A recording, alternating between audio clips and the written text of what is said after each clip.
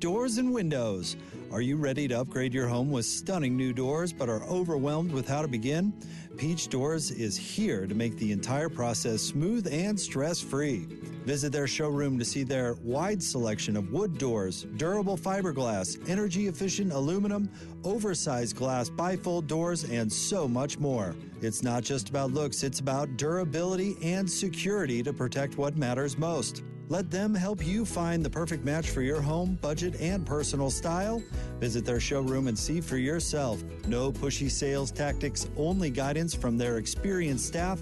No inflated markups just to offer so-called discounts. See their 5-star reviews where customers rate them on their attention to detail through every step of the sale and installation process.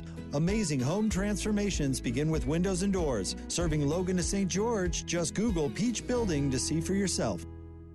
The Utah RV Palooza is back and packed with new and used RVs to fit every budget. June 20th through the 22nd, come to the largest free RV show in the area at the shops at Southtown and Sandy. You'll find monthly payments starting under $149 on approved credit for select new RVs like a new 2024 Go Play 19 BH travel trailer. You'll also find huge savings on used motorhomes. We've got select 2023 and 2024 low mileage models from Thor and Jayco heavily discounted. The best deals don't last, so start shopping now at Bishes.com/Utah RV Palooza Sandy. And make sure you tour the full lineup of Go Play travel trailers, one of the fastest growing RV brands in Utah. Get special financing options like 90 days of all play and no pay OAC. And if you've got a trade, we want it. Get an additional $1,000 toward your travel trailer or fifth wheel trade-in. See dealer for details. Admission is free to the Utah RV Palooza, Thursday, June 20th through Saturday, June 22nd at the shops at Southtown and Sandy. Sponsored by Bishes RV. Stock number L75163 based on 20% down, 8.99% APR for 180 months. Subject to prior sale. See dealer for details. Odds are, if you have a 401k, it's set up with your payroll provider or an insurance company. I'm Jeff Jr. with Trajan Wealth, and if you're using your payroll provider or an insurance company for your 401k, the employer may be overpaying for the plan, the employees may have blasé investment options, and those blasé investment options may cost more than they should. Not with Trajan Wealth. Call us today, 801-899-7600. That's 801-899-7600. Services offered through a third-party partner. Trail mix,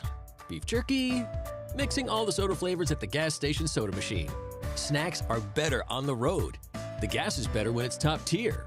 And the pit stop is better when there's a dinosaur there.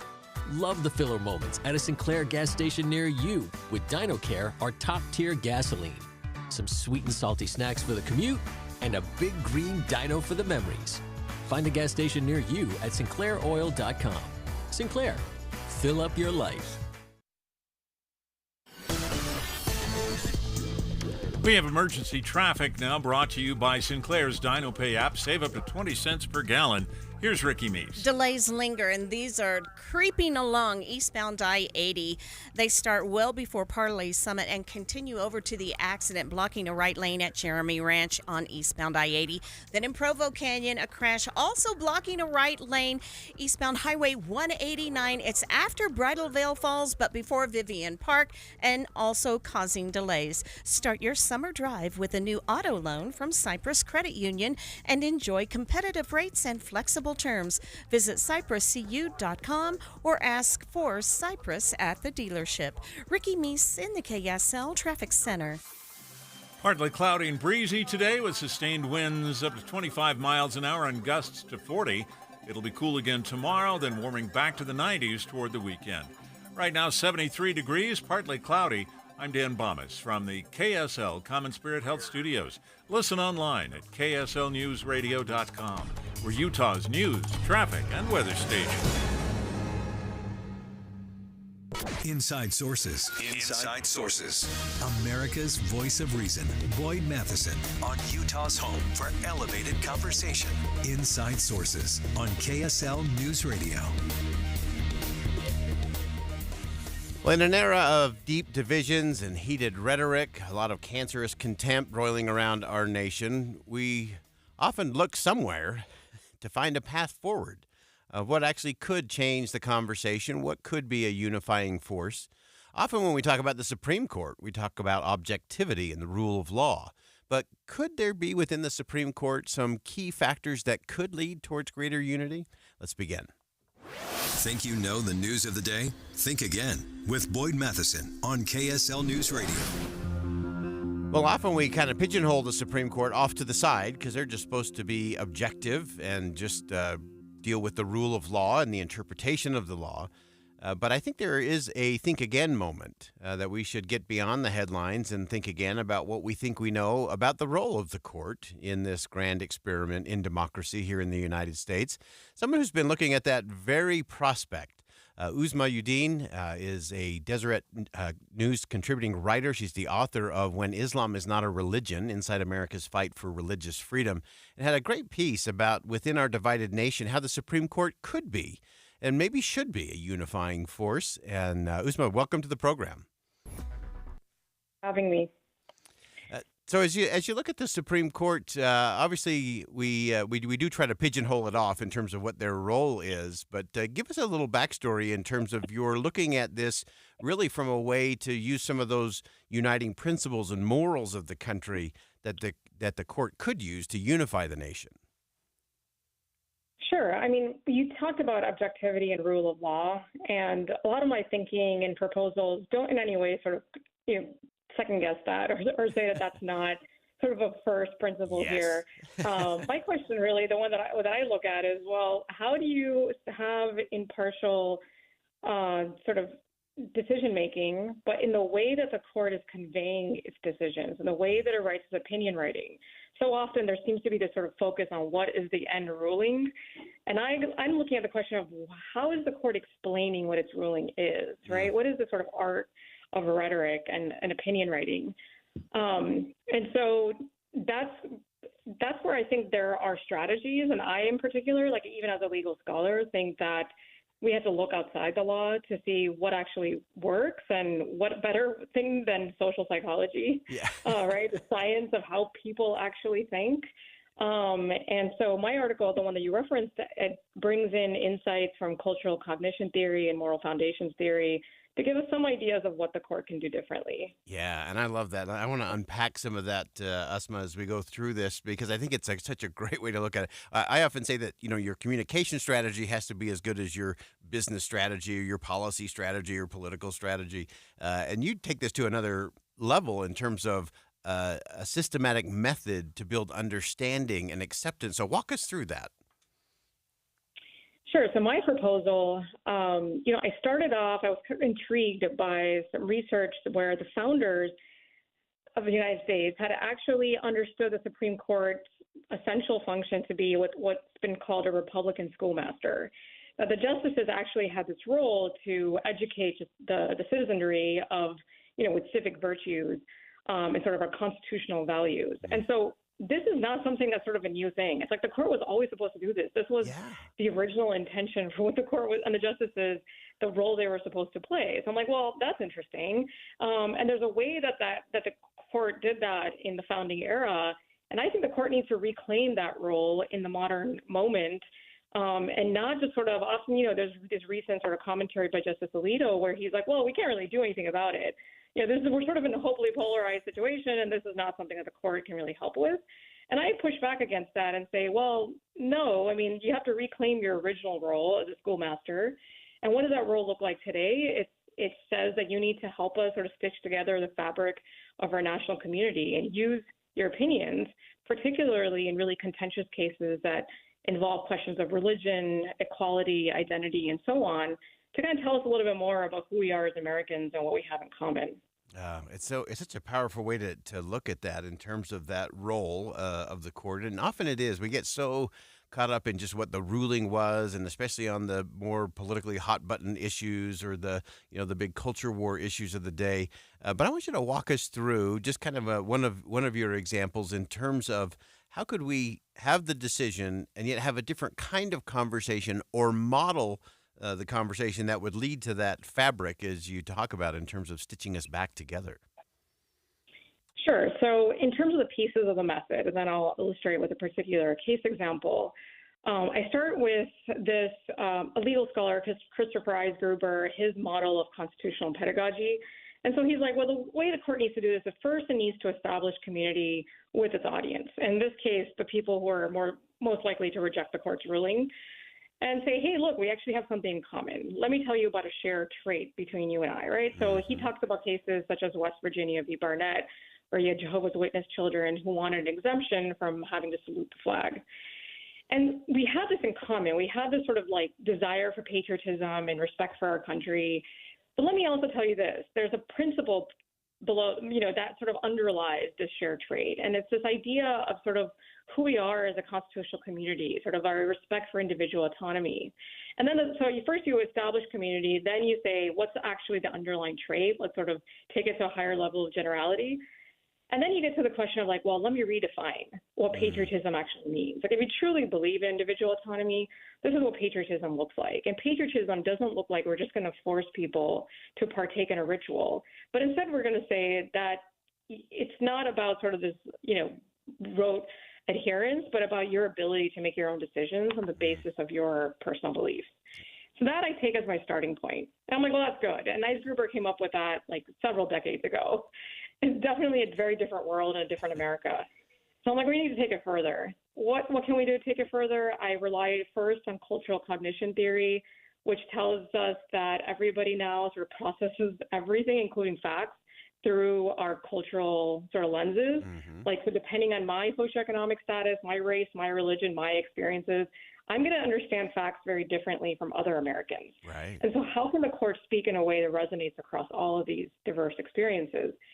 And so some of the strategies there are like affirmation, making clear to the reader that, hey, you guys are all counted here and we're not putting down any one side. And then finally, I layer in Jonathan Haidt's moral foundations theory, which tells us that there are 5 moral foundations, right? Care, sanctity, authority.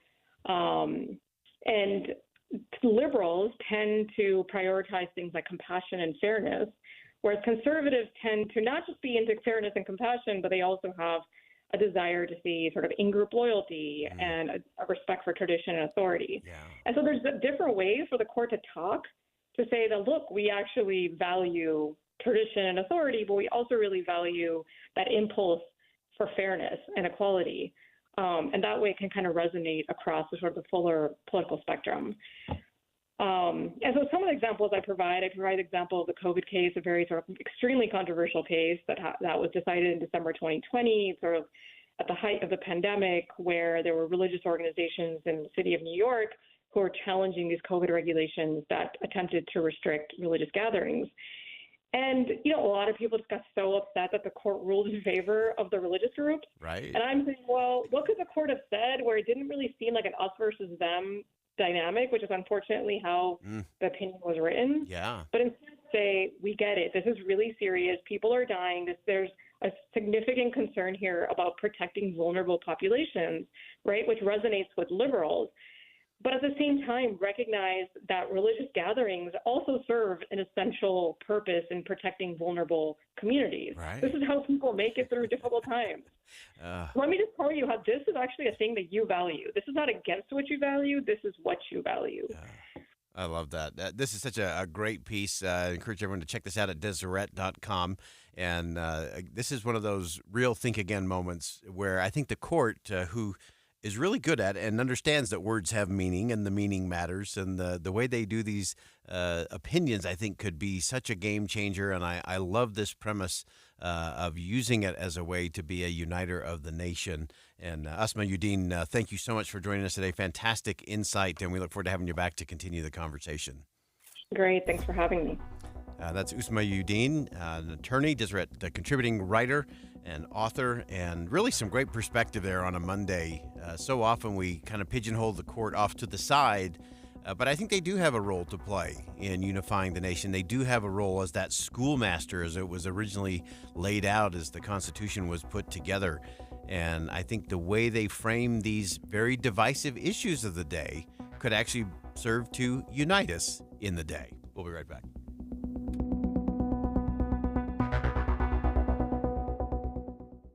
Think again on Inside Sources with Boyd Matheson.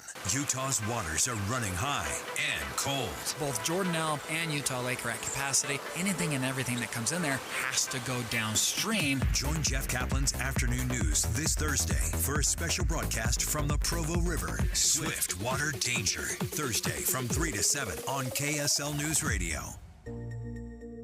You know, when I was growing up, Tim, I thought I knew things about food. This food was good for you. This food was not good for you. Mm-hmm. Of course, that all turned out to be completely wrong, which I found out when I got my own nutritionist at Soda Weight Loss. That's SOTA weightloss.com. She is a text away, still to this day, that I can ask her anything. And really, you get like a whole new education, which is what Avery said. I feel like you're enrolling in like a school of nutrition with a whole new perspective on what food is and what it does for your body. That kind of makes the biggest difference, is it teaches people about food. So when you go to sodaweightloss.com, you'll see a button right there. It just says request a nutritionist callback. Click on that button. And here's the other great thing. You're going to save 15% on the program when you do and start that relationship with that nutritionist who becomes your best friend along the way while you reach your goal weight. Again, go to sodaweightloss.com. It's spelled SOTA, and it stands for state of the art. Do you know why more homeowners choose Any Hour Services for help when it's time to replace their air conditioners? What's up, everybody? I'm Mike Wilson with Any Hour Services, and the main reasons people choose Any Hour Services is because of our people, processes, and convenience. People tell us all the time that there's just something different about having an Any Hour Services technician in their home. That's why our over 23,000 Google reviews mention our technicians by name. Another reason is our 7-step install process that we call the Any Hour Difference. It all starts with a needs analysis where you explain what you like and dislike about your current system. This helps us design and size a system that fits your comfort and efficiency preferences as well as your home's airflow requirements. As for convenience, most of our installs are completed in one day. We also have flexible, no money down financing options available, even if you've been told no in the past. So if you've been thinking about getting a new air conditioner, call Any Hour Services and schedule a free estimate today. Google Any Hour Services or schedule online at anyhourservices.com. No one helps more homeowners than Any Hour Services. Who is the most interesting candidate for Senate? John Curtis, of course. Serving as mayor, he didn't just improve public services, he transformed Provo into one of the best-run cities in the country, all while cutting the budget, leaving with an unheard-of 94% approval rating. In Congress, Curtis was named one of the most effective lawmakers. Curtis voted repeatedly to stop Washington's reckless spending and secure the border. Protecting farmers and ranchers from government overreach, he transferred more federal land to Utah than anyone else in state history. He authored legislation in Congress to hold China accountable. Now John Curtis is running for Senate. Unlike typical politicians, Curtis gets things done. Vote conservative John Curtis for U.S. Senate in the Republican primary on or before June 25th. EDF Action Votes is responsible for the content of this advertising, paid for by EDF Action Votes, edfactionvotes.org, and not authorized by any candidate or candidates committee. In a world where ugly siding, leaky gutters, and inefficient windows are sapping homeowners of their will to live, one company must save us all. This year, join RGS Exteriors as it embarks on a mission to eliminate outdated home exteriors, one Utah home at a time. Every plank of old, ugly siding must be replaced. Every leaky gutter must be eradicated. Every inefficient, energy-sapping window must be vanquished. Once and for all. Begin your epic remodeling quest by calling RGS Exteriors for a free estimate. Discover how a heroic team of experts will save your siding, gutters, or windows for a fair, no-nonsense price. Call RGS Exteriors at 801-280-3110 or journey online to rgsexteriors.com. RGS Exteriors, coming soon to a home near you. Emergency traffic on KSL News Radio, brought to you by Sinclair's DinoPay app. Save up to 20 cents per gallon. We wanted to give you a quick update with the accident in Provo Canyon eastbound Highway 189. Again, they have temporarily stopped all traffic due to this accident after Bridal Veil Falls. They're still trying to get everything loaded up from the crash and cleared away.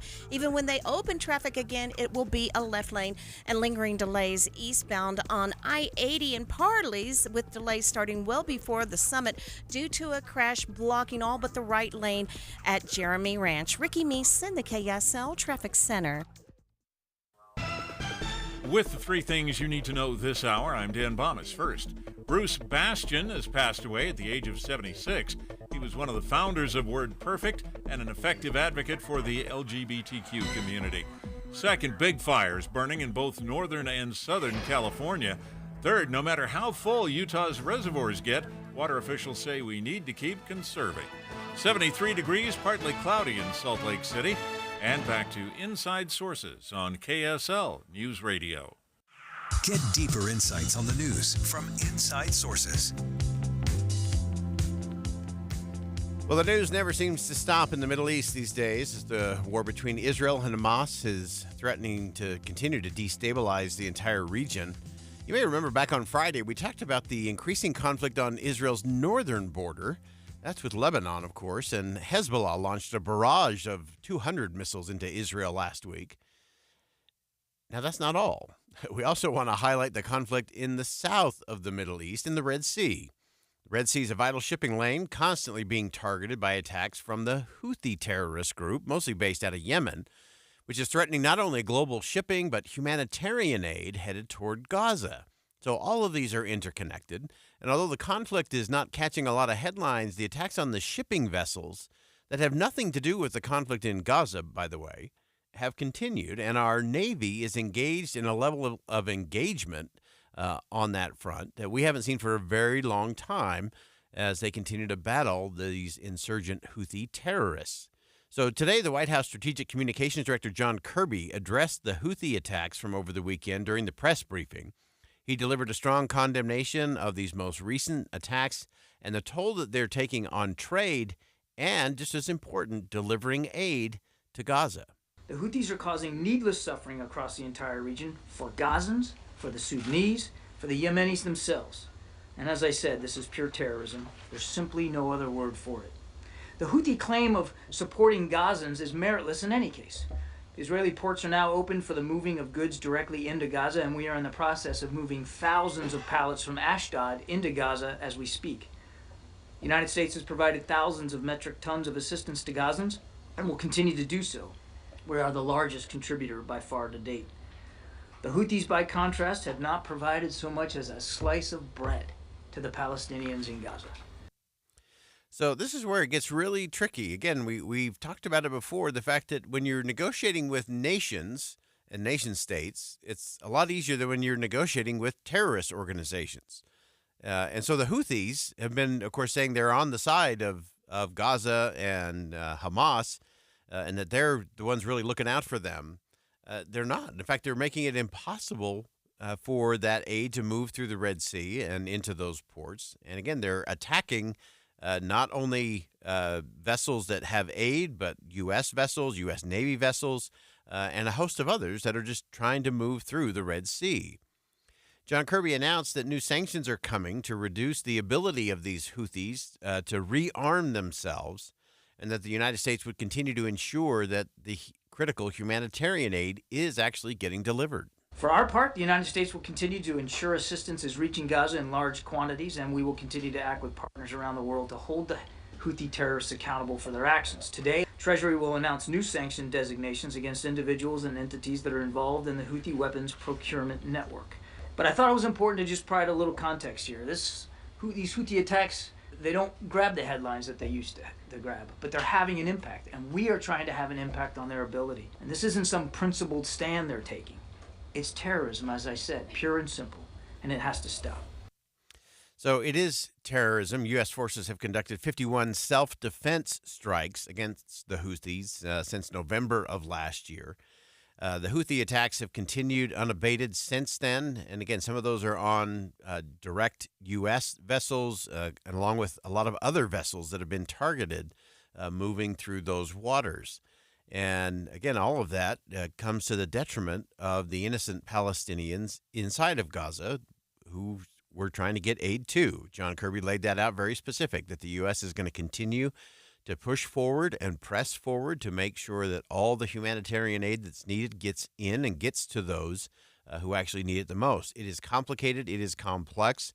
And the Houthis are doing nothing to be helpful.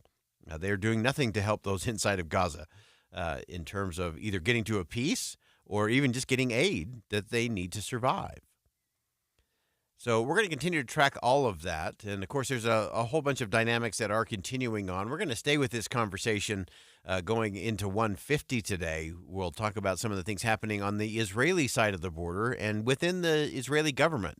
as things continue to unravel a little bit for Prime Minister Benjamin Netanyahu and his governing coalition, and how his dissolving of the war cabinet, what impact that's going to have in the days and weeks ahead. So we'll continue to track all that down. I also want to give you just a heads up of something we've got our eye on that will take place tomorrow.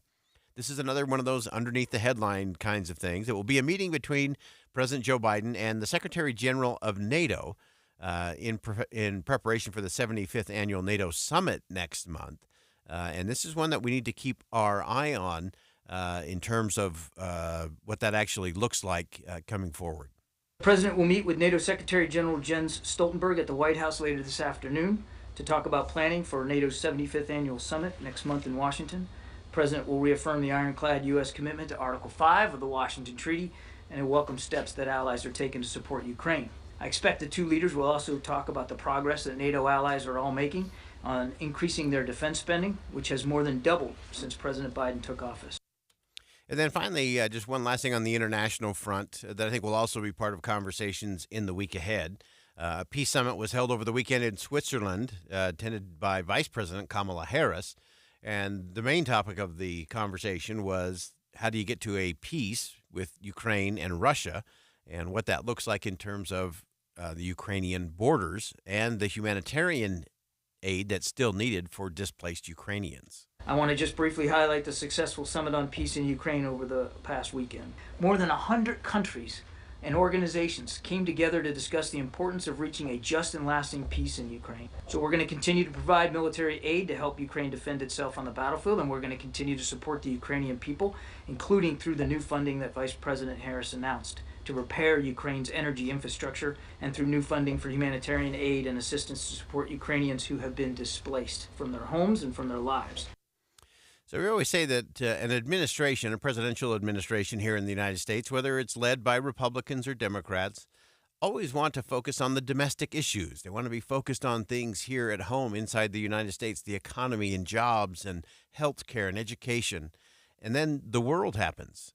And just from a quick 7 minutes here in this segment of the show, from the Middle East to Ukraine and beyond, shows what a complicated, interconnected world that we live in. And the United States has a role to play, not to be the world's police person, but there are important conversations that have to be led by the leader of the free world.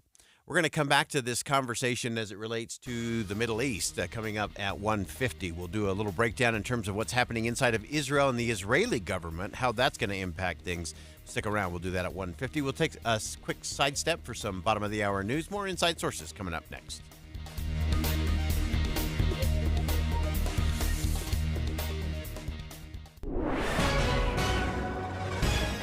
It's 1:30 at KSL News Radio. I'm Dan Bomas. KSL's top story this hour.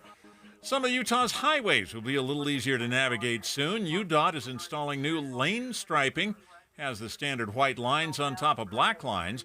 UDOT spokesperson John Gleason says the new paint's also more durable than what's been used in the past. What we're doing with grooving it in just a little bit into the pavement, that allows the plows to safely pass over the lane markings without necessarily taking off the striping. This week, crews will be working in Salt Lake, Weber, and Box Elder counties.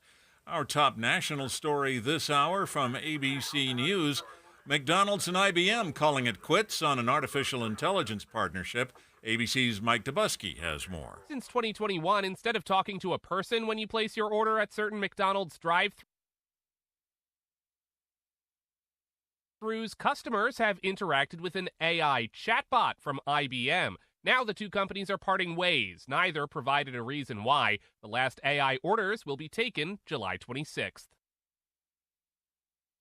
Taking a look at your money at this moment, the Dow Jones average up now, 217 points on the day, while the NASDAQ is up 233 points. And on the way, looks like our KSL weather will be cool until we get later in the week, and then we get back into the 90s. KSL News Time is 1:31. You know what's great about KSL's traffic coverage? Trained traffic reporters and real listeners. Trading information and making the commute safer and faster for everyone. Every 10 minutes on the 9s, we have you covered on KSL News Radio. Utah, don't spend your summers painting year after year. Do what your neighbor Judy did. She called Rhino Shield. After having the house painted with kind of usual house paint, I was seeing cracks appearing about every 3 years and just wasn't very satisfied with that. Rhino Shield ceramic technology is formulated for our unique climate here in Utah and is Class 1 fire rated.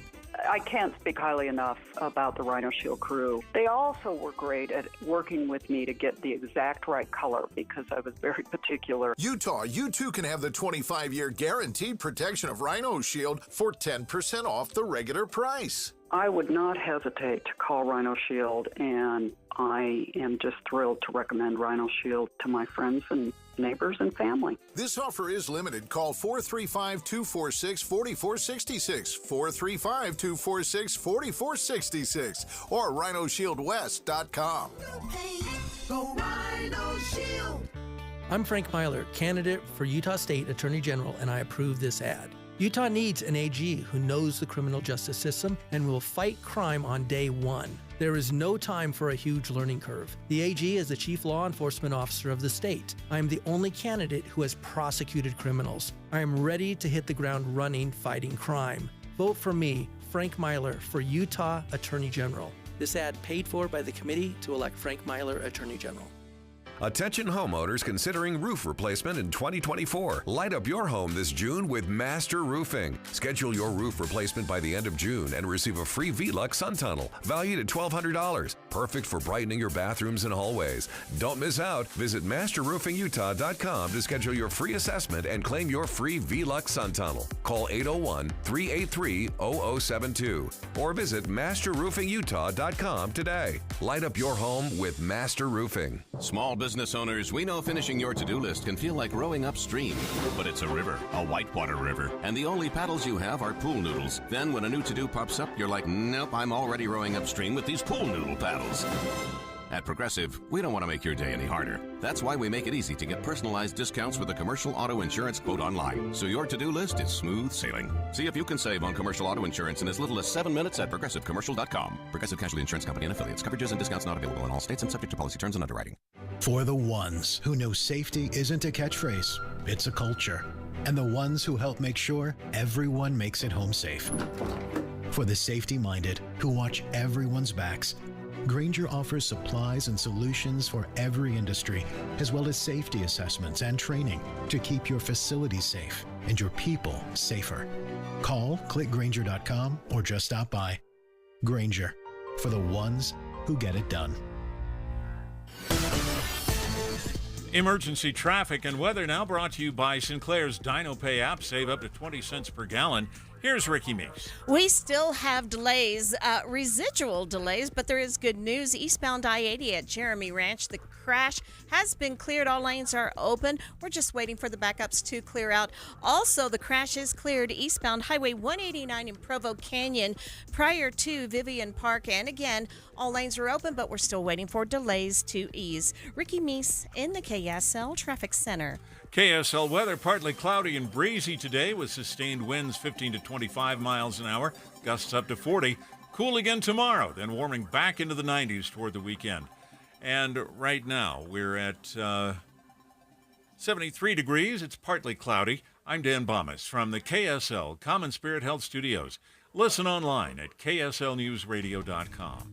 We're Utah's news, traffic, and weather station. Inside Sources. Inside Sources. America's voice of reason. Boyd Matheson on Utah's home for elevated conversation.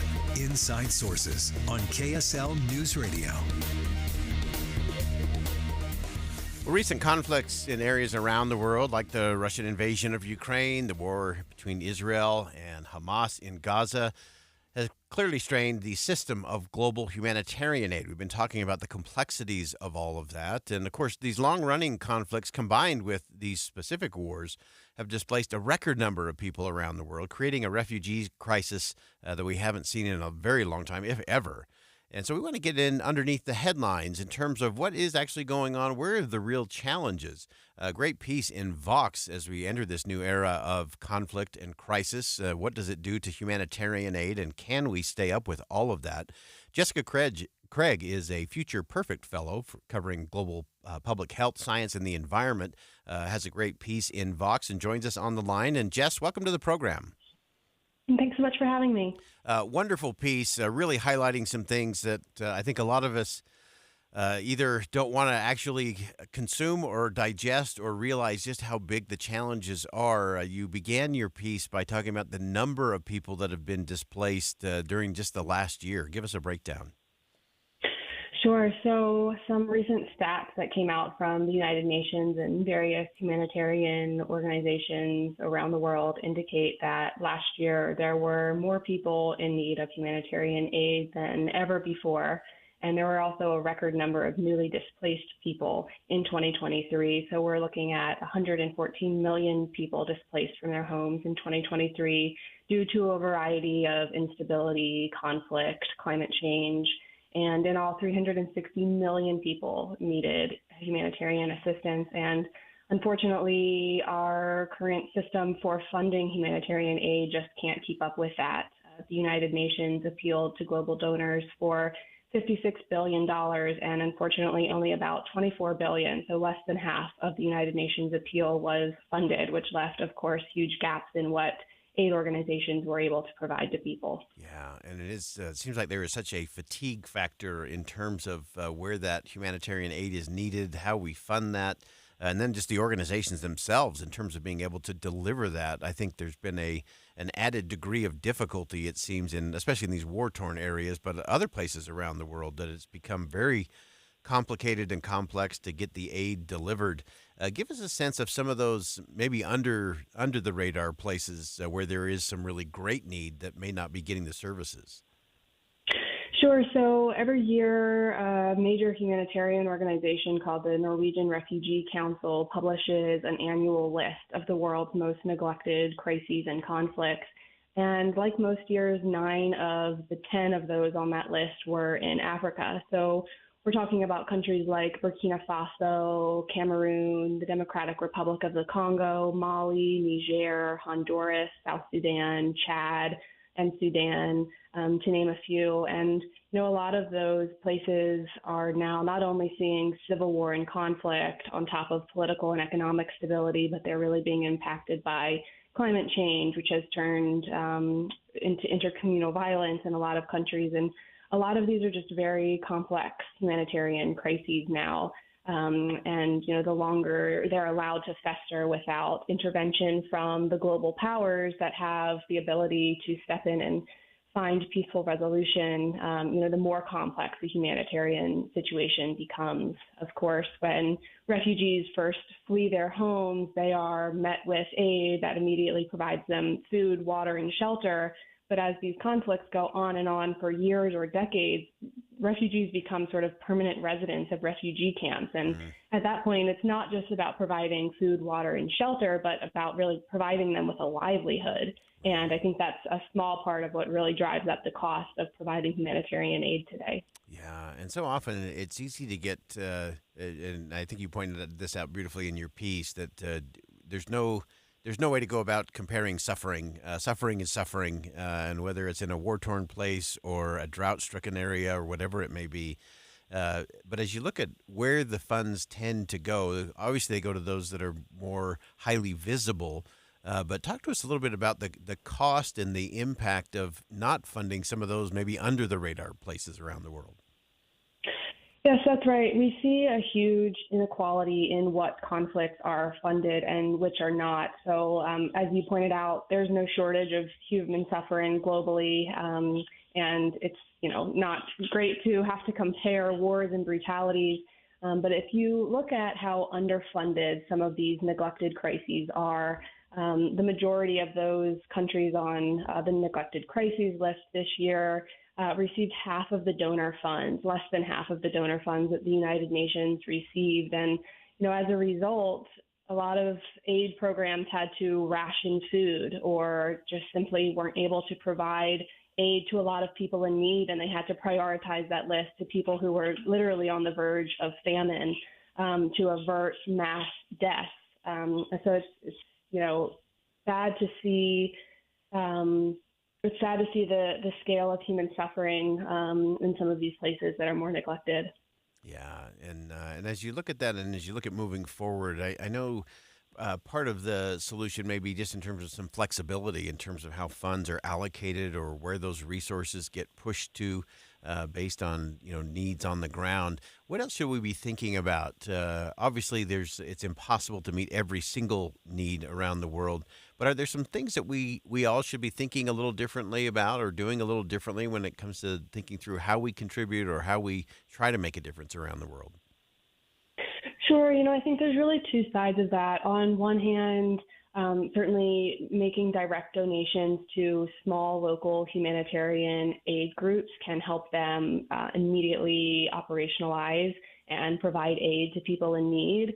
But, I think on the other hand is that humanitarian aid and assistance is always going to be reactive. What we need is to bring resolution to some of these crises and then prevent them from happening in the first place. And I think what we're seeing in a lot of parts of West Africa is that a primarily military and counterterrorism response in places like the Sahel in West Africa has been largely ineffective. And we also need to address the underlying causes of a lot of crises, conflicts, and instability, which is, political and economic instability and climate change. And we also need to be, addressing, preventing, and trying to resolve some of these longstanding conflicts. Yeah, so important. That's such a great perspective. I'm so glad you raised that, Jess, because sometimes it is that infrastructure where people can be entrepreneurs or they can have that upward mobility that often fuels the freedom and creates the stability and the opportunity in so many of those places. And great piece. Everyone should check that out at Vox.com. Jess Craig is a Future Perfect Fellow covering global public health, science, and the environment for Vox, and a really thoughtful piece and some important things for all of us to think through, not only in terms of the aid on the back end, but what can we do on the front end to prevent that crisis from happening in the first place. Jess, thanks so much for joining us today. Thank you. All right, that's Jess Craig joining us from Vox, and there will never be a shortage of human suffering, but you look at it in those numbers, it's pretty staggering. And then you look at what of those could have been prevented, and how do we get out in front of some of these things, and then how do we make sure we get the aid to those who need it the most. We'll step aside for a quick break. Come back, more Inside Sources coming up next.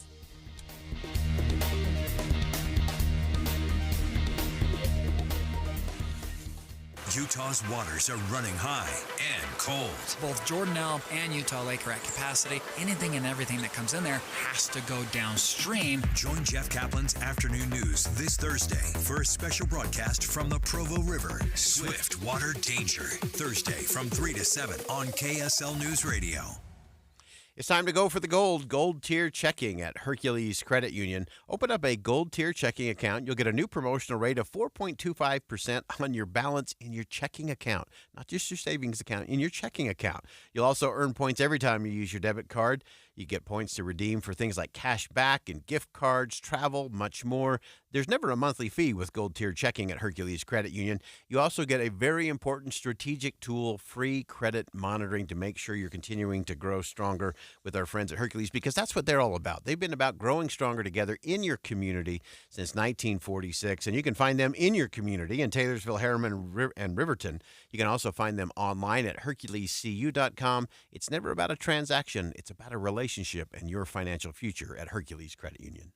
Sign up for KSL text alerts and you could win cash. Text the word cash to 57500 for a chance to win $250. That's cash to 57500. Plus, you'll get breaking news and traffic updates right to your phone. Want to win more prizes? Text contest to 57500. Jazz fans, text the word jazz for breaking Utah Jazz news. And Cougar fans, text BYU to 57500 for the latest on the Cougars. Message and data rates may apply. For an alternate entry method and complete contest rules, go to KSLNewsRadio.com. KSLradio.com. Summer is finally here, and it's time to take advantage of Zero Res's best deal of the summer. Clean before your barbecues, graduation parties, family reunions, and gatherings that you're hosting to make your guests feel right at home. Call the cleaning pros at Zero Res and get 3 rooms of carpet cleaning starting at just $99. Plus, the 4th room free, and take 20% off your air ducts cleaning. You owe it to yourself, your health, and your home. Schedule your appointment at ZeroRes.com or call 801-288-9376 and ask for the KSL special. Spell it backward or forward. It's the right way to clean. Zero Res. State budget directors nicknamed his Reading pen the Bullfighter. He only eats out once a week. Sample day at the supermarket. His car not only stops on a dime, it picks it up too. He's Republican John Dugall, the most frugal man in the world. I'm John Dugall, candidate for Congress. I'm reusing my state auditor campaign ad to save money. Congress needs to stop wasting money too. It's clearly time to frugal DC. Vote frugal. Vote John Dugall. I approve this message. Paid for by friends to elect frugal Dugall. For the ones who know safety isn't a catchphrase, it's a culture. And the ones who help make sure everyone makes it home safe. For the safety-minded who watch everyone's backs, Grainger offers supplies and solutions for every industry, as well as safety assessments and training to keep your facilities safe and your people safer. Call, click Grainger.com, or just stop by. Grainger, for the ones who get it done. Attention talcum powder users. Have you had ovarian or gynecological cancer? A proposed $8 billion plan will pay those who believe they got sick from using talc products, like Johnson's baby powder and shower to shower. Johnson & Johnson maintains its products are safe. You have until July 26, 2024 to vote to accept or reject the plan. For more information, visit officialtalclaims.com or call 888-431-4056. Paid for by LLT Management, LLC. The fight to defeat the swamp, defend our constitutional liberties, and put America first starts in Utah with conservative outsider Trent Staggs. As mayor of Riverton, Staggs stood up to Rhino Mitt Romney, fought against unconstitutional government COVID lockdowns and mandates, and Staggs was the first candidate to endorse President Donald Trump. Now, conservative Trent Staggs will continue to defend our conservative values by taking the fight to Washington, D.C. and defeating the swamp. In Congress, Staggs will partner with fellow conservative Rand Paul to protect our constitutional liberties, end taxpayer-funded handouts to Ukraine, secure our border, and deport illegal aliens. That's why Trent Staggs has earned President Trump and Senator Rand Paul's complete and total endorsement. A proven conservative, taking the fight to the Washington swamp. Trent Staggs for U.S. Senate.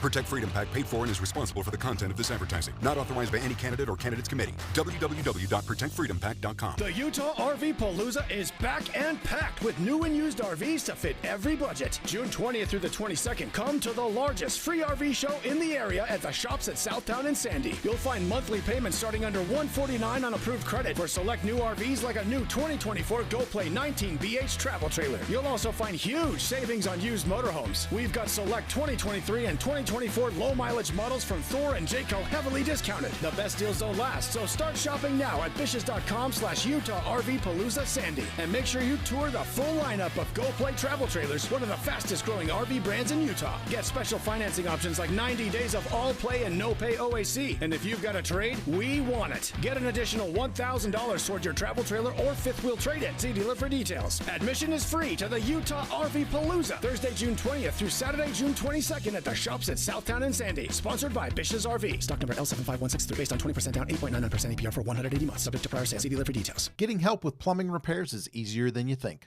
All you have to do is call Any Hour Services or schedule an appointment at anyhourservices.com. No one helps more homeowners than Any Hour Services. Jeff Kaplan. When I was a kid, my parents got me a subscription to Newsweek magazine. I would devour every page into the night. And to this day, I sit on my iPad looking for stories for my minute of news, flesh out our coverage, and I get to share the news with you. Jeff Kaplan's Afternoon News, 3 to 7 on KSL News Radio. With the 3 things you need to know this hour, I'm Dan Bonas. First, staying in your lane will be easier once UDOT wraps up a striping project this week. Second, while we're enjoying a cool day in Utah, other areas of the country dealing with very hot weather and wildfires. And third, McDonald's says it's giving up its AI system for drive-through orders. 73 degrees, partly cloudy in Salt Lake City. Back to Inside Sources on KSL News Radio. Hear elevated conversation on crucial issues. Boyd Matheson on Inside Sources. We spent a good chunk of our time here in hour number one of Inside Sources, talking about things that are happening internationally and what that means. We started talking about what's happening in the Middle East and a wide range of issues between the Houthis, between what's happening with Hamas, what's happening with Hezbollah.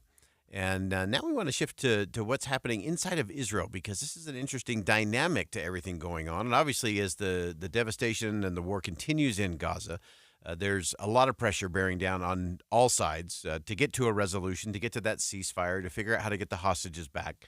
Israelis themselves remain deeply divided over the conflict's aims and acceptable endgame. What's that day after look like? And the international community continues to be impatient. Earlier today, Prime Minister Benjamin Netanyahu boldly dissolved the Israeli war cabinet. Of course, he'd already had some resignations there, so I don't know if this is a giving the sleeves off of your vest moment to dissolve it, but it does spark some new concerns about his government's ability to govern and to chart the path forward, and that's what we want to dig into in this segment. Brad Dress is a defense reporter for The Hill, focuses on Congress, defense contractors, and veterans affairs. He's also co-author of The Hill's Defense and National Security newsletter and has a great piece on the fact that Benjamin Netanyahu dissolved the war cabinet officially today, and he joins us on the line. Brad, welcome to the show. Hey, thanks for having me. So break this down for us a little bit in terms of Prime Minister Netanyahu dissolving the wartime cabinet. Again, a little bit of it had already dissolved, but what does today's actions really mean? What's the sense there in Israel? So today was more of just a formality. It just comes just a few days after Benny Gantz, who's one of the centrist opposition leaders in Israel. He resigned from the war cabinet. And this war cabinet is just Israeli Prime Minister Benjamin Netanyahu, Gantz, and Israeli Defense Minister Yoav Gallant. So, and Gallant is already in the same party as Netanyahu. So after Gantz resigns, there really wasn't any purpose in keeping this cabinet going. So Netanyahu decided to formally just dissolve it today. So that's what we saw. It was more of a formality, but clearly, just a few days ago when Gantz resigned, that was when we saw the war cabinet really break apart and show that there's some serious divisions in Israel about how to handle this war in Gaza. Yeah, and so give us a sense in terms of what you're hearing from your sources in terms of how the Netanyahu government is positioned moving forward. Again, there's a lot of questions about, is there a strategy? Is there a go forward? Is there an end game? Is there a day after game? And a lot of people on all sides of the equation seem to be getting tired of where they are or where they seem to be stuck. Yeah, I mean, that's the question everyone's asking right now, right? And that's a big reason, why Gantz resigned, because he wasn't sure what the day after plan is for Gaza. Netanyahu has released a sort of a basic idea of what he wants to see, and that's indefinite security control over Gaza and having Gaza ruled by, Palestinians who are not Hamas. But there's not a lot of details there. We don't know, when this is going to happen, when the war is going to be wound down, who exactly is going to be administering Gaza, what does indefinite security control look like? There's all kinds of questions that have really just not been answered. And, Gantz is among the Israelis who are very concerned about that. And, when he stepped down, he also accused Netanyahu of, continuing the war in Gaza for his own political survival. So there's that aspect of it too. A lot of Israelis are upset with Netanyahu over the Hamas October 7th attacks on southern Israel. That was a huge security failure for Israel, one of the deadliest attacks they've ever experienced. And there's a lot of questions about, how that happens. And that was under Netanyahu's watch. And Netanyahu said those questions are going to be answered at a later time after the war. So he's sort of been deflecting from that concern. Yeah, and so as you look at all of that, and of course it wasn't 2023 was not a stellar year in terms of support for Benjamin Netanyahu inside of Israel. There were massive protests around some of the changes he was trying to make within the judiciary there in Israel. There were a lot of calls, that an election would be coming up, very fractured parties there. And so as you look at all of that, and again with this latest move, does that increase the pressure? Is this an opportunity for someone like a Benny Gantz to call for elections, or does the country still seem to be thinking we've got to at least stick together to get to some sort of resolution in Gaza? Yeah, when Gantz has called for elections, and some of his allies have called for new elections. It's interesting, though. We don't know exactly how that, if there were to be elections, we don't know how it would turn out because, the polls show that Netanyahu has sort of rebounded from after the October 7th attacks. But in either case, Netanyahu is he doesn't want any elections. He's been on the record saying it would be a distraction from the war in Gaza. So, I think the calls are going to increase. We're going to see that from Gantz and some of his allies and some other opposition leaders. But I don't think that we're going to see elections anytime soon. I still think Israel's dealing with a lot. It's not just the war in Gaza. They're also dealing with Hezbollah on the northern border. Hezbollah has been firing, rockets almost daily over the border into Israel, and there's tens of thousands of people who are displaced. So right now the war is still very much, both those conflicts in Lebanon and Gaza are still very much what Israel is trying to deal with, and in getting those hostages home. But I do think we're going to see calls increased for elections, and there's certainly going to be a lot more pressure on Netanyahu after this. Brad Dress, defense reporter for The Hill. Great piece. You can check that out at thehill.com. And Brad, thanks so much for joining us today. Yeah, thanks for having me. How's it going? All right. Again, that's Brad Dress from The Hill. And it is so complicated, even inside just the Israeli government. Again, that dissolving of the war cabinet. Again, no surprise there. Benny Gantz had resigned over the weekend. Of course, he's also a political rival of Benjamin Netanyahu, so calls for new elections, I think, will continue to increase. But the complexities of all of this, and we've been covering it, it's not just what's happening in Gaza. Of course, there's a little bit of a ceasefire there as they allow more aid to move in during the daylight hours in particular. But then you've got things happening to the north with the Houthis and Lebanon and that border situation and rockets being fired into Israel from the Houthis. And so, again, this continues to both, I think, galvanize the Israeli people. I think they're frustrated the fact that they still have hostages that are inside of Gaza being held by Hamas. And there's just a lot of complexities to all this. It's going to be fascinating to see how this will all continue to play out. But it will play out slowly. The U.S. influence and connection there will continue to be strong, and an important voice in all of that. And we'll continue to cover all of it here on Inside Sources. Well, that wraps up hour number one of Inside Sources here on KSL News Radio. We will step aside for some top-of-the-hour news, but don't go anywhere. We're going to pick up in hour number two. We are 10 days away from the first presidential debate. We'll talk about the rules, the process, and what each candidate needs to do to win on the first Tuesday of November. We'll be right back.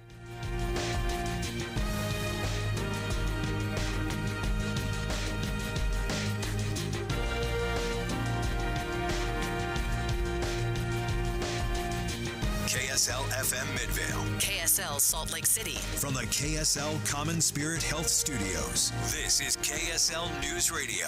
Utah's news, traffic, and weather station. It's 2 o'clock at KSL News Radio. I'm Dan Bomas. KSL's top story this hour. 20 of Utah's state-managed reservoirs are full after an abundant spring runoff. Now the Utah Division of Water Resources says that offers benefits to wildlife and groundwater as well as urban water users. Still, the division says we need to continue conserving water to guard against a future drought. Our top national story this hour from ABC News, McDonald's and IBM calling it quits on their artificial intelligence partnership. ABC's Mike Dubusky has more. Since 2021, instead of talking to a person when you place your order at certain McDonald's drive-thrus, customers have interacted with an AI chatbot from IBM. Now the two companies are parting ways. Neither provided a reason why. The last AI orders will be taken July 26th. Wendy's, Carl's Jr., and Hardee's and White Castle all currently working on their own AI drive-thru technology. Your money at this moment, the Dow Jones average up on the day now 189 points, while the NASDAQ is up 168. And KSL weather, we'll see another cool day tomorrow before things heat up. That's next. KSL News Time, 2:01. We hope you have the right app on your phone for news. You probably have dozens. But the KSL News Radio app, well, it makes our live stream super easy. Plus, our talk shows are right there as podcast for your workday. That's the app for KSL News Radio. A fiduciary has the regulatory obligation to put your best interest first. Trajan Wealth is a financial fiduciary for your investments. With Trajan Wealth, the more you make, the more we make. Our interests are aligned. Most other financial advisors are brokers held to a lesser standard and are paid an upfront commission to sell you something. Call Trajan Wealth 801-899-7600. That's 801-899-7600. Advisory services offered through Trajan Wealth LLC, an SEC registered investment advisor. Attention homeowners considering roof replacement in 2024. Light up your home this June with Master Roofing. Schedule your roof replacement by the end of June and receive a free Velux sun tunnel valued at $1,200. Perfect for brightening your bathrooms and hallways. Don't miss out. Visit masterroofingutah.com to schedule your free assessment and claim your free Velux sun tunnel. Call 801-383-0072 or visit masterroofingutah.com today. Light up your home with Master Roofing. Spring is a great time to elevate the look of your home and landscape by adding beautiful flowers to the yard and patio. And pros and hobbyists alike know that the best flowers are grown by Olson's Greenhouse, right here in the mountain valleys of Utah.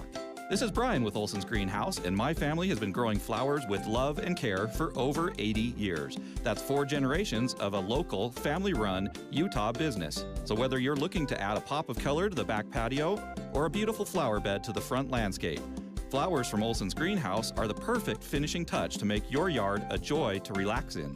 Stop by ogg.com or find us on Instagram at Olson's Greenhouse Gardens, where you'll find inspiring photos to get you going on your flower gardening journey. You can also find a local retailer carrying plants from Olson's Greenhouse. That's ogg.com for Olson's Greenhouse Gardens, where you can dream big, dream bold, and dream in color with beautiful plants and flowers from Olson's Greenhouse.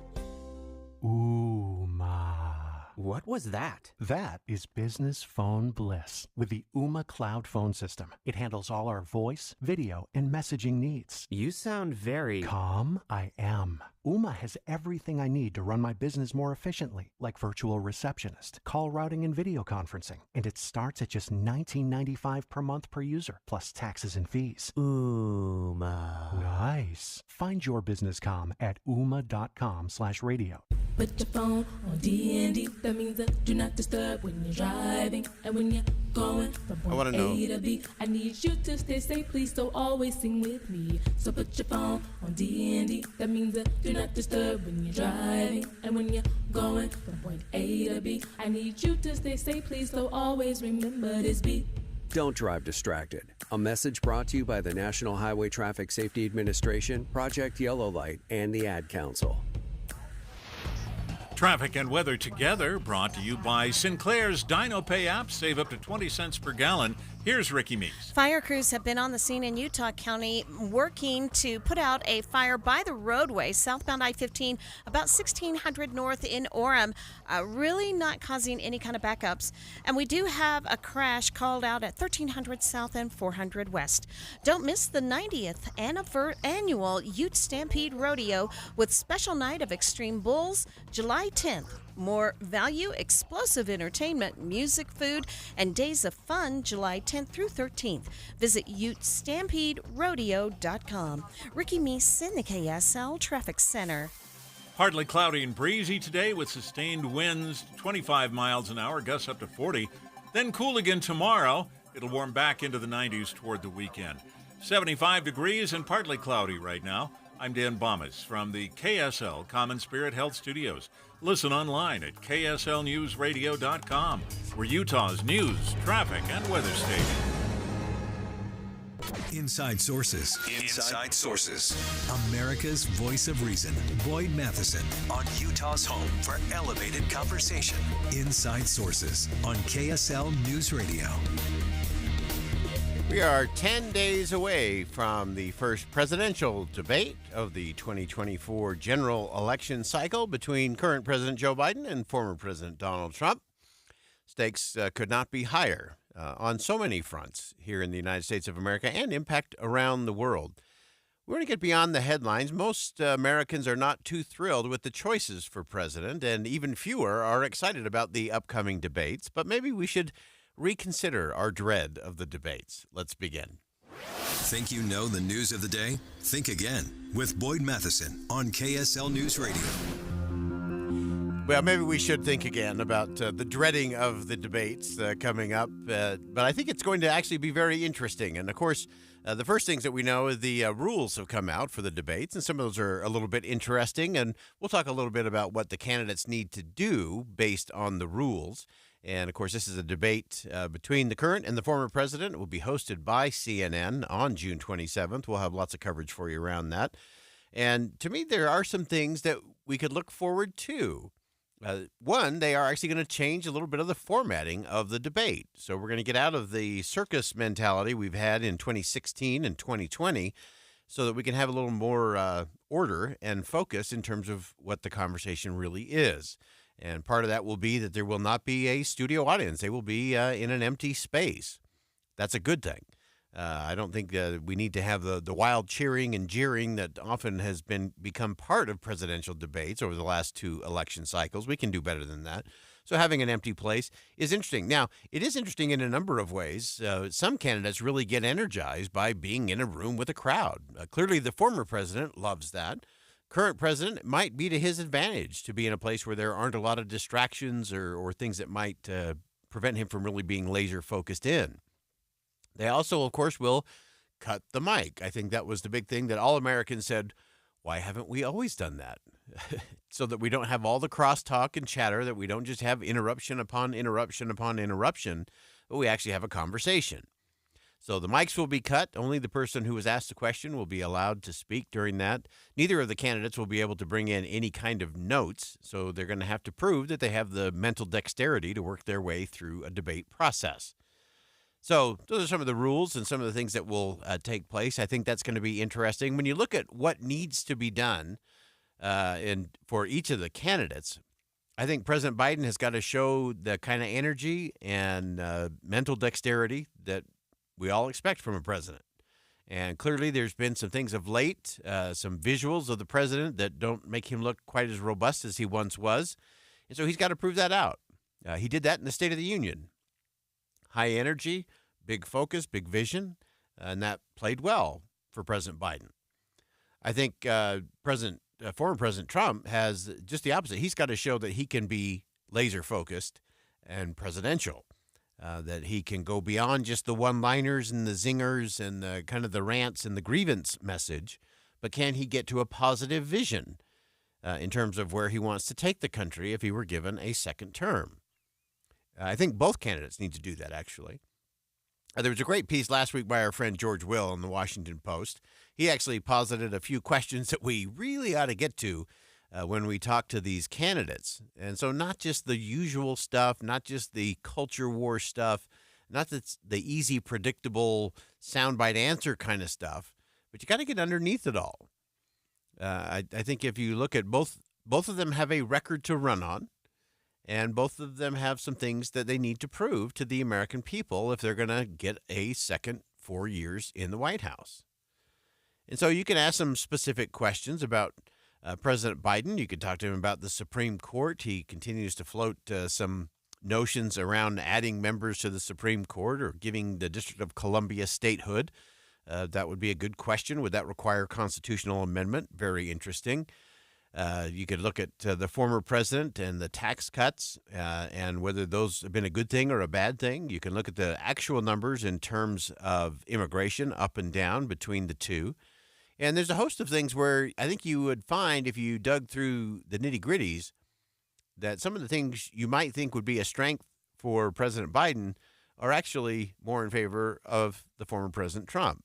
And there are some things that you would think would be former President Trump's strengths that are actually doing well under the Biden administration. So there is a little bit of topsy-turvy world in there. as there always is. And it's always easy to make the numbers say what you want them to say. But here are the things that I think each of the candidates need to get to. I think for President Biden, I think the one thing he has to do is change the conversation he's been having as it relates to the economy.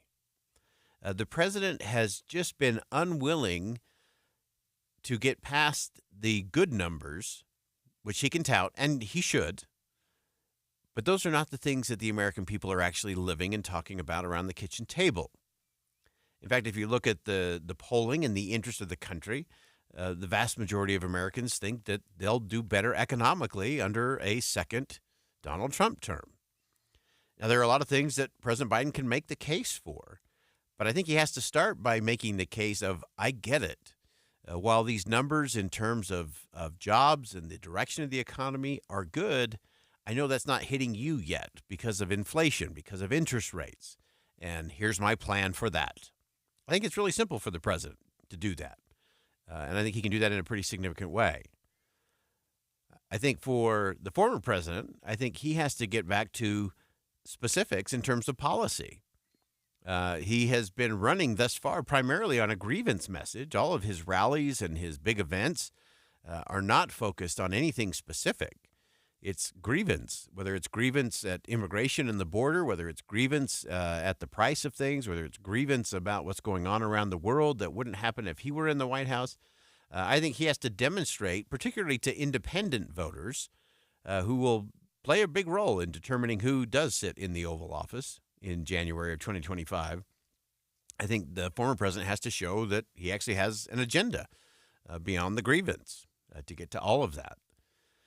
And it will be interesting, too, in terms of the interaction as they are on the debate stage together. We have covered quite a bit on this program, the fact that it will be just the two of them. There will not be Robert F. Kennedy Jr., despite the fact that he does appear to be on track to be on most state ballots. The interesting caveat there is many states don't certify who will be on their ballot until the fall. So CNN is sort of taking a little loophole saying, well, you're currently only on the ballot in 9 states, even though they're projected to be on many more than that, enough where they would be eligible to be in the debate. But CNN clearly does not want to have that wild card, and neither does President Biden's team, and neither does former President Trump's team. The last thing they want is to have Robert F. Kennedy Jr. asking harder questions or giving nuanced answers that they would have to respond to. I think it would be an immense challenge for both the current and the former president to navigate not only questions from the moderators, but to deal with a Robert F. Kennedy Jr. on the stage. And so I do think this is one of those areas where they have boxed him out by choice because it's better for the two major political party candidates, makes their job a little easier on that first debate stage. So we'll continue to cover all of that as we break it down in terms of where we are and what comes next. I think these could be interesting debates. I hope they will be substantive debates. I'm not interested in a NASCAR pileup crash or a fight breaking out at a hockey game kind of battle. I want to have a real policy and a real vision conversation about where is it that you want to lead us and how will you actually do that. And we'll break it down over the next 10 days in terms of what the questions could look like, what the answers might look like, and what it might mean to those in really critical swing states in terms of electing the next president of the United States. We'll be right back.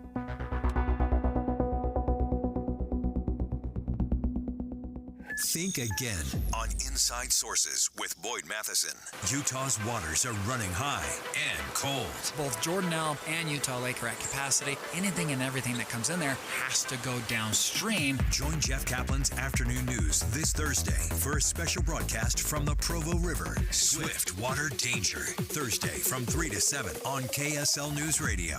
Josh loves summers in Utah, but he hates to paint year after year, so he called Rhino Shield. We have a cedar-sided home at the edge of the woods, painted like 1980s beige, and we wanted something that was more of a mid-century and modern look. We were driving around and we saw a sign in somebody's yard and said Rhino Shield. It's not paint. Rhino Shield ceramic technology is formulated for our unique climate here in Utah and is Class 1 fire rated. Gave Rhino Shield a call, and in fact, they were fantastic with the arrangement on schedule. The 25-year guarantee was important to us. This is our forever home, and we want to make sure that whatever we're doing is going to last a long time. Utah, you can have the 25-year guaranteed protection of Rhino Shield for 10% off the regular price. I'd say if you're thinking about Rhino Shield, just do it. It's been 2 years now, and it still looks like the day it went on. This offer is limited, so call 435-246-4466, 435-246-4466, or rhinoshieldwest.com.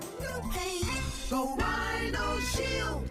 We have some exciting news to announce. Master Electrical Service has joined Mountain Home Services. And I can speak from experience, Deb. Mountain Home Services installed my furnace years ago, and it's been amazing. And we know Master Electrical Service has been your trusted source for all your electrical needs, like your EV chargers, your generators, and recessed lighting.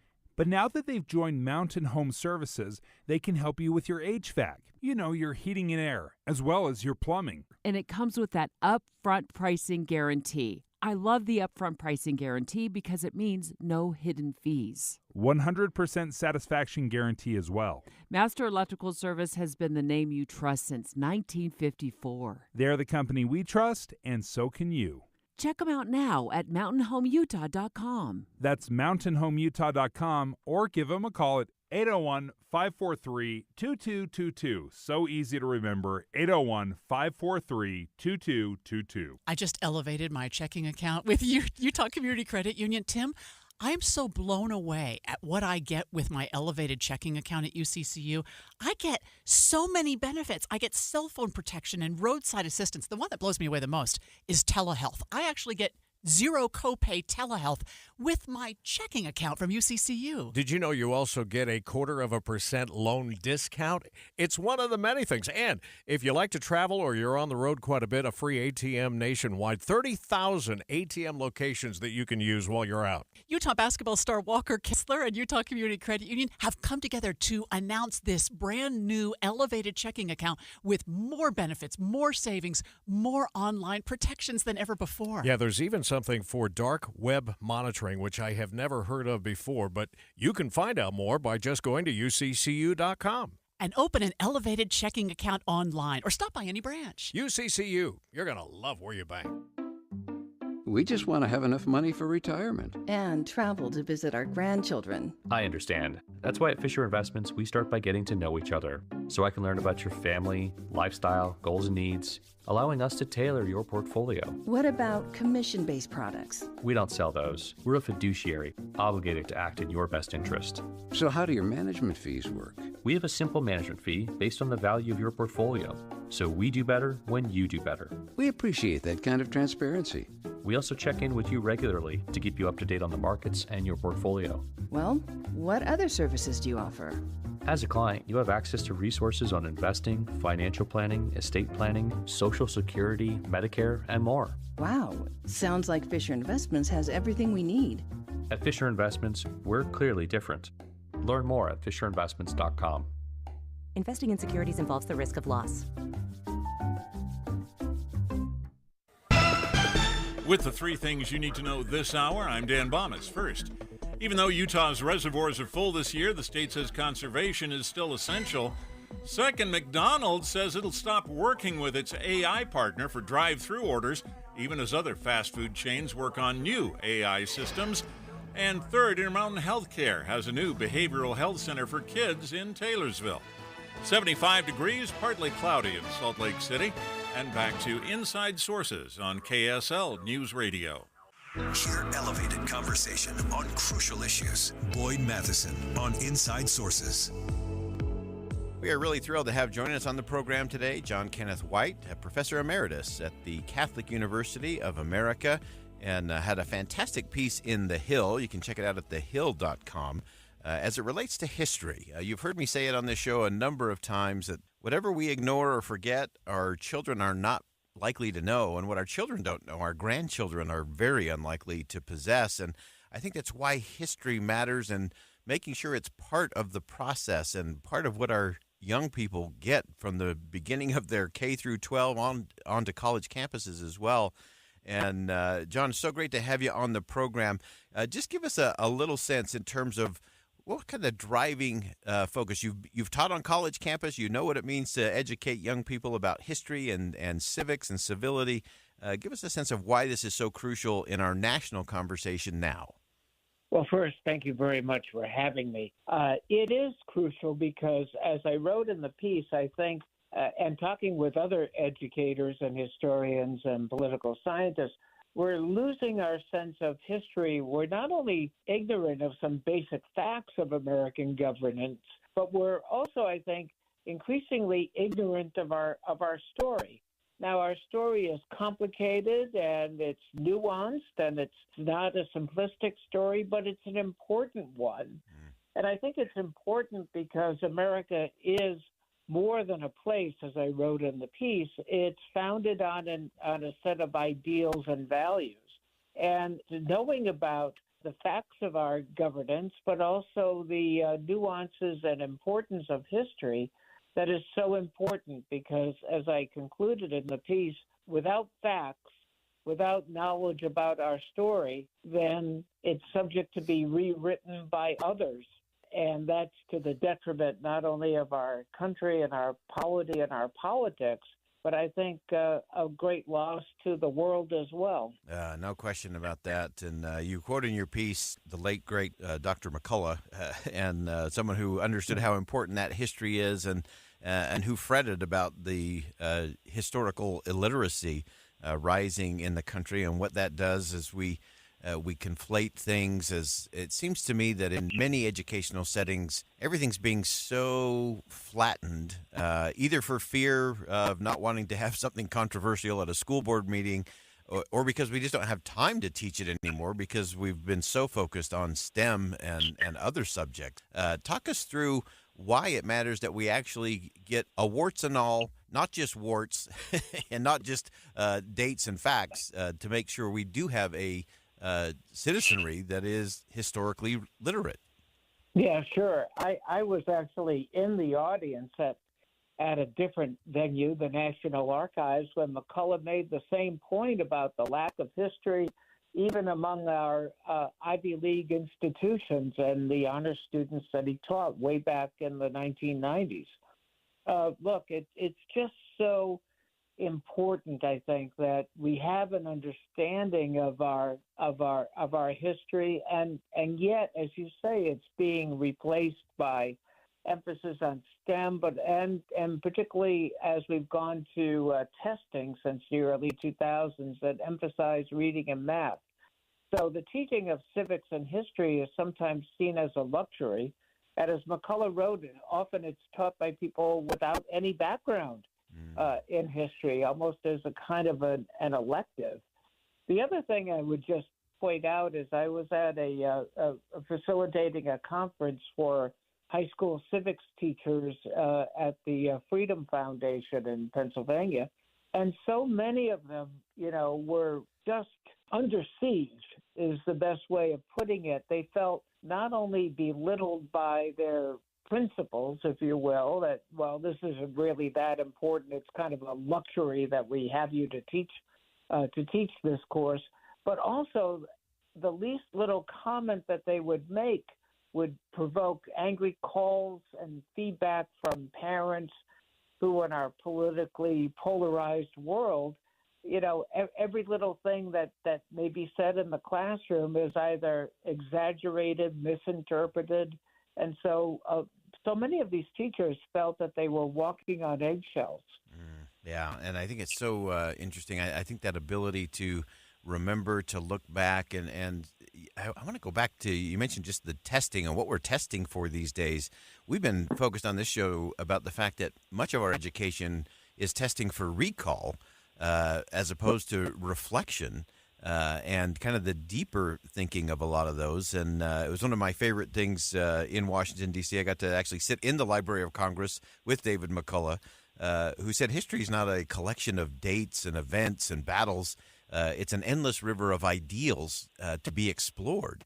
And it seems that we've lost that in our teaching, and your mind, when it gets to recall, it's sort of done. But I think what we need in the nation, and what the founders clearly showed, was that curiosity is a big part of both our history and our future. Oh, that's 100% right. And you were so fortunate to have that encounter with David McCullough as I was many years ago. And it's true, not only for political scientists, but historians, to understand that river of ideas and values. I've written so much in my career about the importance of values in our politics. And again, it's not enough to pick up history from social media, for example, which is often quite inaccurate, or to silo yourself in the world that social media creates. That, again, allows people that want to rewrite history to do so, but they're doing it with a clean slate in the mind of whoever is listening too often. That is so crucial, that if we're not teaching history, then it allows those who do want to rewrite it or recreate it or completely abandon it, it gives them a blank slate because there's nothing to compare it to. If you've got a young person, especially, who hasn't been taught history or who hasn't had the time to dig in and work through some of those things, that becomes a very dangerous space to be. I want to close out with just one other thing from your piece in The Hill. And you talk about the polarization in our politics and what's happening. And you had a beautiful play we often talk about, out of many one, e pluribus unum, and you actually frame that in a different way that I think is really important for us to be careful of, especially as we look at history. Right, and that was e pluribus duo, out of many two Americas that are siloed, two Americas that don't speak to one another, two Americas that live in very different realities. And when you have that kind of separation and political division, then again, history is written by one side or the other without any attention to the nuances and complexities of our story. What is the one thing that you wish all of us as citizens of this country would think differently or do differently as it relates to history and the history of this nation? Sure. I don't get to write the titles for my columns. The Hill does that, but my working title was An Ode to Historians. Because I do think that was the nub of the piece.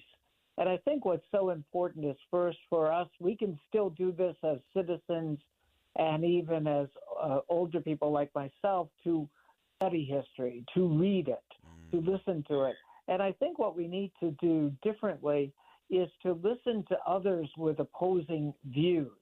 Not necessarily that we might change their minds, because that in so many cases just doesn't seem possible, but to gain a greater understanding and maybe to point out some historical analogies or differences that either their views confirm different periods of American history and different ideas and values, or contradict them.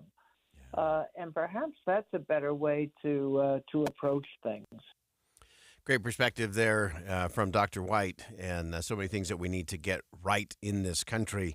And we're going to come back to this as we close out the show coming up at 2:50.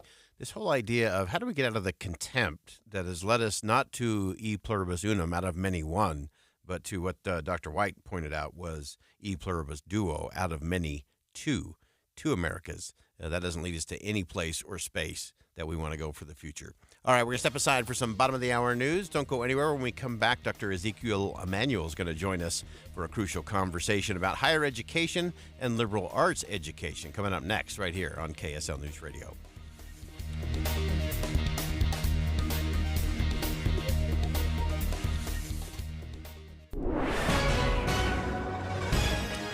It's 2:30 at KSL News Radio. I'm Dan Bomas. KSL's top story this hour. Intermountain Health is opening a $96 million facility in Taylorsville that focuses on the state's growing mental health crisis with children.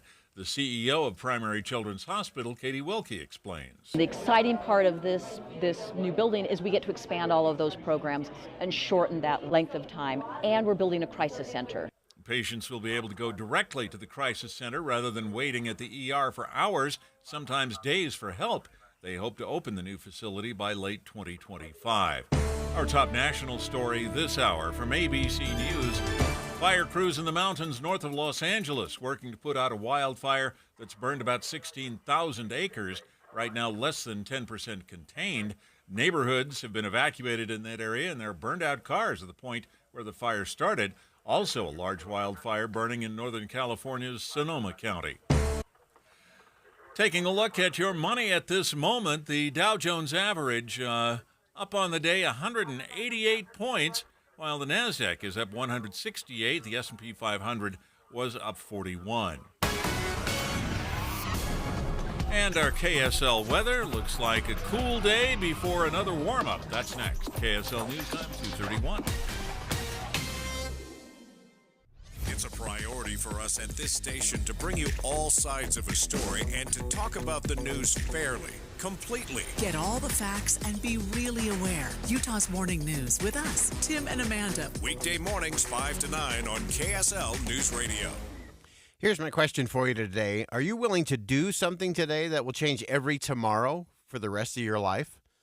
I've had that moment. For me, that moment that changed everything was the day I made the decision to begin my SOTA weight loss journey. Now, SOTA stands for state-of-the-art weight loss because it is state-of-the-art. And I was sick and tired of being sick and tired, and I made the decision to go for SOTA weight loss. My personal nutritionist helped me break through the bad habits, the poor choices, and just build a better version for the rest of my life. No fads, no potions, no counting. I lost 37 pounds in 90 days. I still have instant access to my nutritionist anytime to navigate the grocery store or restaurant or simply making sure I am on path. I'm 2.5 years into the journey, still 37 pounds down. What a difference a day can make. It all starts for you when you start your SOTA weight loss journey. There's no time to lose, only time to win. So start winning today and for the rest of your life at sotaweightloss.com, SOTA weightloss.com. My name is J.R. Bird. As mayor of Roosevelt, I increased transparency, led the charge to pass term limits, and kept taxes low. As your congressman, I will leverage my experience in the energy sector to champion energy independence and dominance. I'm determined to defend the unborn, secure our borders, uphold our Second Amendment rights, and bring the same level of transparency that we've upheld locally. I hope to earn your support.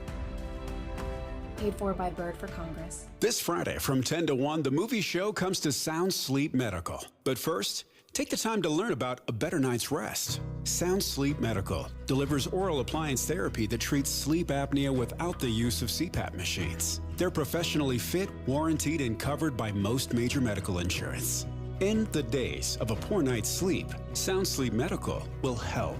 Call Sound Sleep Medical at 801-716-8672 for details. Sound Sleep Medical. Do you know how to tell if a clogged drain is something to worry about or not? What's up, everybody? I'm Mike Wilson with Any Hour Services, and I understand it's annoying and inconvenient, but sometimes a clogged drain can be a sign there's a more serious issue with your sewer main line. If the drains in the lowest level of your home aren't draining, or you flush a toilet and it comes up somewhere else like a shower or a floor drain, I'm urging you to look at this as more than just an annoyance. The last thing I want you to experience is a sewer backup. If you're a homeowner experiencing any of these issues, the first step would be to snake the line to see if it's just a blockage, which one of our drain techs can do for only $29. Yep, you heard that right. Any Hour Services will snake any drain line with normal access for only $29. Sinks, showers, tubs, toilets, floor drains, laundry drains, even that sewer main line that connects to the city. We'll snake any line for just $29. For help with your drain issues, call Any Hour Services at 801-443-7700. You can Google Any Hour Services. You can even schedule online at anyhourservices.com.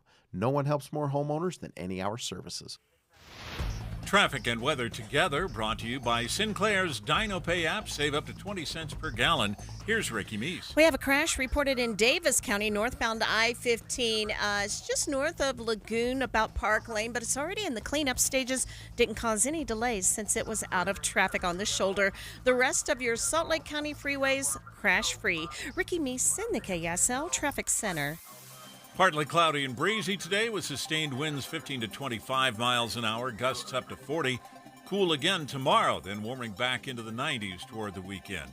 And right now, 75 degrees and sunny. I'm Dan Bomas from the KSL Common Spirit Health Studios. Listen online at kslnewsradio.com. We're Utah's news, traffic, and weather station. Inside Sources. Inside Sources. America's voice of reason. Boyd Matheson on Utah's home for elevated conversation. Inside Sources on KSL News Radio. We often go back on this show to something that Einstein was purported to have said when asked about his genius and brilliance. He said he wasn't smarter than anyone else. He was just willing to stay with the question a little bit longer. And that's something we try to do on this show. And we're actually going to return to a question and a conversation that we had with Dr. Ezekiel Emanuel, professor and vice provost for global initiatives at the University of Pennsylvania, about the need for more Socrates and Platos in the world and a little different focus in terms of what's happening in higher education. And Dr. Emanuel, welcome back to the show. I wouldn't say we need more Socrates and Platos. They're rare as hen's teeth. I would say we need to read them more. I think that's probably a good place to actually creating a few new ones. I think that's a hard lift. If you know the formula, you got a Nobel Prize coming. All right, we're gonna give it a play here, and I think you know the answer to it because as we've had our conversation, I keep going back to the conversation we had a few weeks ago. And thinking about this whole idea when we talk about getting this liberal arts education and just what that actually means to a young student. And the question I've been dying to have you unpack for us is we live in this society that is so specialized that, you know, a kid's got to decide if they're going to be a second baseman by the time they're 8 years old, or they've got to commit to being, you know, full on as a violinist or whatever it is so early. And I think that often prevents us from having whether it's a Da Vinci or a Socrates, because we're so specialized, we don't have very many people who connect the dots anymore. And so how does a liberal arts education play into, how do we create those well-rounded dot connectors who can actually solve problems and lead society? Well, most of us are not going to be the first violin of the New York Philharmonic, right? We're just not going to be that, nor are we going to be the next Michael Jordan. And most of us are going to go to college, and by the time we've gotten to going to college, you know, it's pretty clear we're not something extraordinary. But that doesn't mean we can't be something extraordinary. It just means it's probably not going to be physical. It's probably, at best, going to be intellectual because you mature later with your mind. And I think actually that's one of the things that we have to, that, you know, liberal arts colleges and universities have to oppose is the early specialization. I know that at this moment, parents are very worried about their sons and daughters getting good jobs, et cetera, et cetera. And that we got to calm down. First of all, population's going down. The unemployment rate's at 4%. We need all the people we can get out there. That's the first thing. The second thing is, you know, kids born today, they're going to have 55, 60-year career. They're not in the usual, you know, 30-year career kind of thing that happened when we started with Social Security and stuff. You're going to have a lot of time and a lot of time of switching careers, you know, staying with the same job. That was something people did in the 50s, but it's not true today. And we don't know what the next technology is going to be. You know, just a few years ago, it was like everyone's got to code. It's going to be coding everything in computers. Well, now that looks like one of the dumber suggestions because AI is going to do it way better than you can. Yeah. And so what you really need is to have the ability to, as you say, critically think, analyze a situation, understand it, connect dots that other people aren't necessarily connecting, work with other people. We know, you know, lone geniuses like, you know, Einstein sitting in a patent office coming up with relativity. Yeah, okay, but that's one in the 20th century. It's not happening every day. Most of us are working on teams. You know, I'm a fancy-dancy professor, and I have a research team, and I have collaborators, and I do things with other people. As a matter of fact, today I had, you know, I'm working on two different projects, one of which, one set of collaborators that involve McKinsey and Harvard and WashU, and another project that involves, you know, researchers in Norway, me, 3 people on my team. It's you've got to be able to work in teams too. Yeah. So you have to connect dots, and you have to be able to work collaboratively. It's a lot more than just, know these facts. Knowing facts is helpful because it's hard to think critically unless you know facts or can verify facts. But it's not enough. You need to be able to, well, what are we trying to show here? How are we going to do it? What's the best piece of data we can get? What is he trying to say? So I think that's why specialization, parents, they got to chill. Yeah. They got to give their kids room. No, I think this is really important. It is. It's so true. I've always said the most important things you're going to learn in college is how to learn, the discipline of learning, but then it's to love learning because with the rate of change, your degree is going to be pretty much obsolete in the first couple of years. You're probably training for a job that doesn't even exist yet. And so those skills that you just described are going to be a crucial part. Now, connect the dots for us on that, because that's what you do, and that's what we try to do. Connect the dots now between having those kinds of thinkers coming out of higher education, and then how we should also be looking at how does that connect back to what we're doing in terms of society, in terms of how we govern, how we create better communities and a better country. Well, you couldn't have hit on a more important topic than the issue of citizenship and understanding citizenship and understanding your responsibilities as a citizen and understanding the history of the country, the culture of America. And I think, if my students are any indication, and, I teach really smart students at the University of Pennsylvania, they don't know a lot of American history. They just don't. They don't necessarily know a lot about, the Constitution and controversies. I think, in this moment, we've got all this controversy on campus about free speech. Well, one of the things we could do to really educate students, and I think this would be a marvelous, way of getting students to critically think, is read the cases on the First Amendment and free speech and where the justices draw the line and the reasons they give, where you might have drawn the line. Do you think the Nazis should have marched in Skokie with all those Holocaust survivors? Yes or no? Why? Well, what if they didn't just want to march in Skokie for one day? They wanted to encamp in downtown Skokie. Would that be the same kind of thing?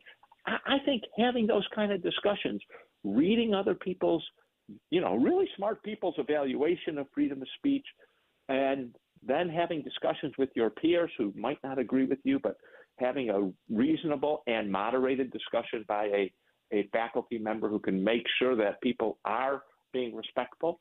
I think that's like the heart of education.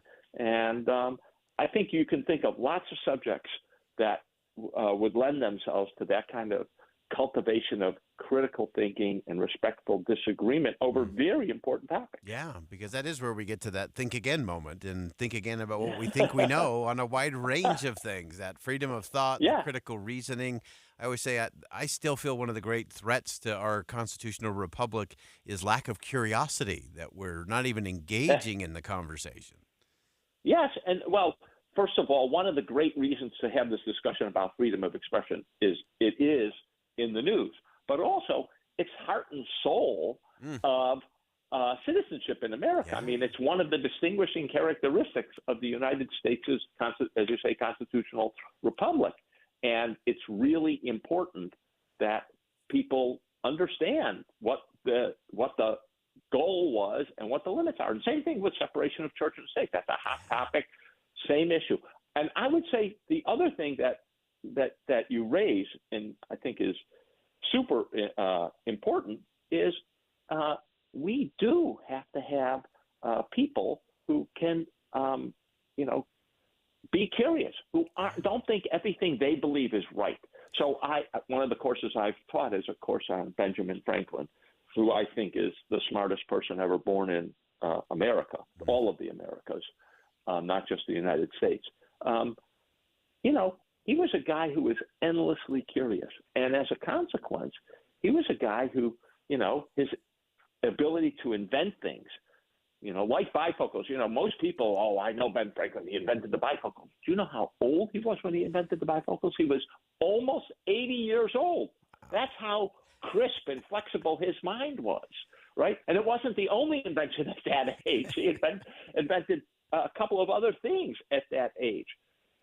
So, that's – and the heart and soul of one of the hearts and soul of Ben Franklin is curiosity. The other is, and I think this also goes back to our discussion of liberal education, is he really viewed life as one of growth, that he didn't have it right. He knew he had faults. He knew he didn't get it always right. He knew he also had prejudices and that he made mistakes. He knew all of that. But he also knew that that you're not going to get it right all the time. You're going to make mistakes. You're going to have errors. And the goal isn't to be perfect. You're not going to be perfect. The goal is to recognize and to try to grow and to try to reduce your mistakes. So lifelong learning, absolutely crucial to all of that. Dr. Ezekiel Emanuel, professor and vice provost for global initiatives at the University of Pennsylvania. Thanks for joining us again. Love the conversation. Can't wait for the next one. I have some curious questions for you next time around. And who knows, maybe we'll get you a Nobel Prize out of all of this. Take care, man. All right. That's Dr. Ezekiel Emanuel, one of the best of the best. And one of the reasons we do this show is so I can learn something. I've got a few new notes from today from our conversation with Dr. Emanuel. Great stuff. We'll step aside for one last break. More Inside Sources coming up next.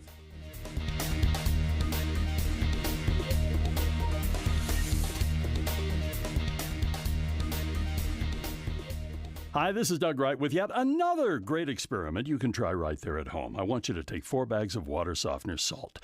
Lift 3 of the bags with one hand, good luck on that, and 1 bag with your other hand. Now, if you're like most people, you'll probably find that 3 bags of salt weigh about 3 times as much as 1 bag of salt.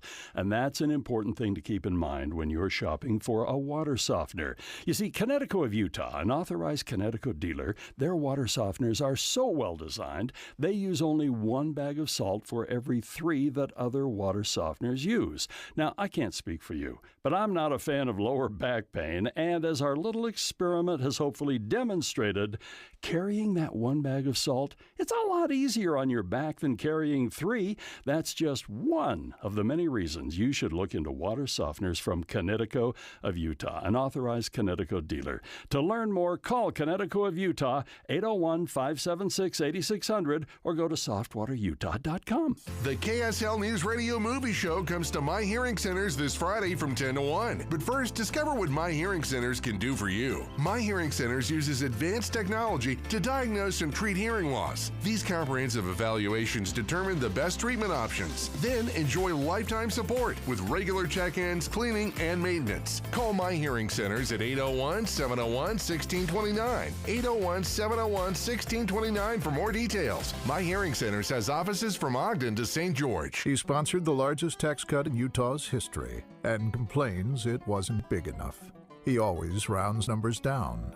He bought a turtle for a family pet because it eats less. He's Republican John Dugall, the most frugal man in the world. I'm John Dugall, candidate for Congress. I'm reusing my state auditor campaign ad to save money. Congress needs to stop wasting money too. It's clearly time to frugal DC. Vote frugal. Vote John Dugall. I approve this message. Paid for by friends to elect frugal Dugall. This joyful sound is the No More Chemo bell at Intermountain Health St. George Hospital. And it means that Sarah Parker beat cancer. It also means her doctor spotted it early enough to treat, and that her oncologist helped her fight it every step of the way. It means that her nurse helped her keep track of medicines, and that a case manager made the whole experience just a little bit easier. Every time we hear that bell, it reminds us that all things are possible when we work together. It reminds us of the power of we. Intermountain Health. Say hello to For You Banking from Zions Bank. Customized banking that's all about you and the way you bank. Like credit cards. Experience For You Banking today at a Zions Bank branch or visit zionsbank.com/4u to learn more. Credit card accounts are subject to credit approval. Certain terms, conditions, and restrictions apply. See the Consumer Credit Card Agreement and Disclosure Statement for more details. Offers are available for new credit card accounts only and subject to change at any time. A division of Zions Bank Corporation, N.A. member FDIC. Common Spirit Health. Hospitals, clinics, and caregivers all connected to advance healthcare in Colorado, Kansas, and Utah. Healthcare with human kindness is here. Hello, human kindness. How long have you been dealing with joint pain in, say, a hip or a shoulder or maybe even your back? And how many things have you tried to make it better, and yet it seems like it's getting worse, and now it may even be risking not being able to do the things you love to do in the outdoors as we start to head to summer? May I suggest you look into QC Kinetics? It's the nation's leader in regenerative medicine, and they have lasting joint pain relief for some with no surgery, no drugs, no downtime, and they have arrived in Salt Lake City. So why would you put it off any longer?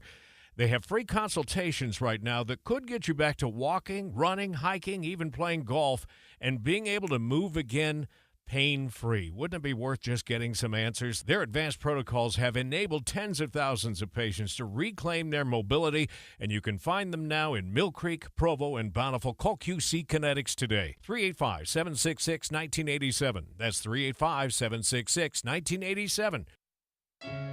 Do you worry about how much someone drinks? Do you feel angry or depressed most of the time? Do you feel neglected or unloved? Do you feel you attract people who tend to be compulsive or abusive? Do you have money problems because of someone else's drinking? Are you afraid or embarrassed to bring your friends home? Do you feel that if the drinker loved you, she or he would stop drinking? If you answered yes to any of these questions, you are not alone.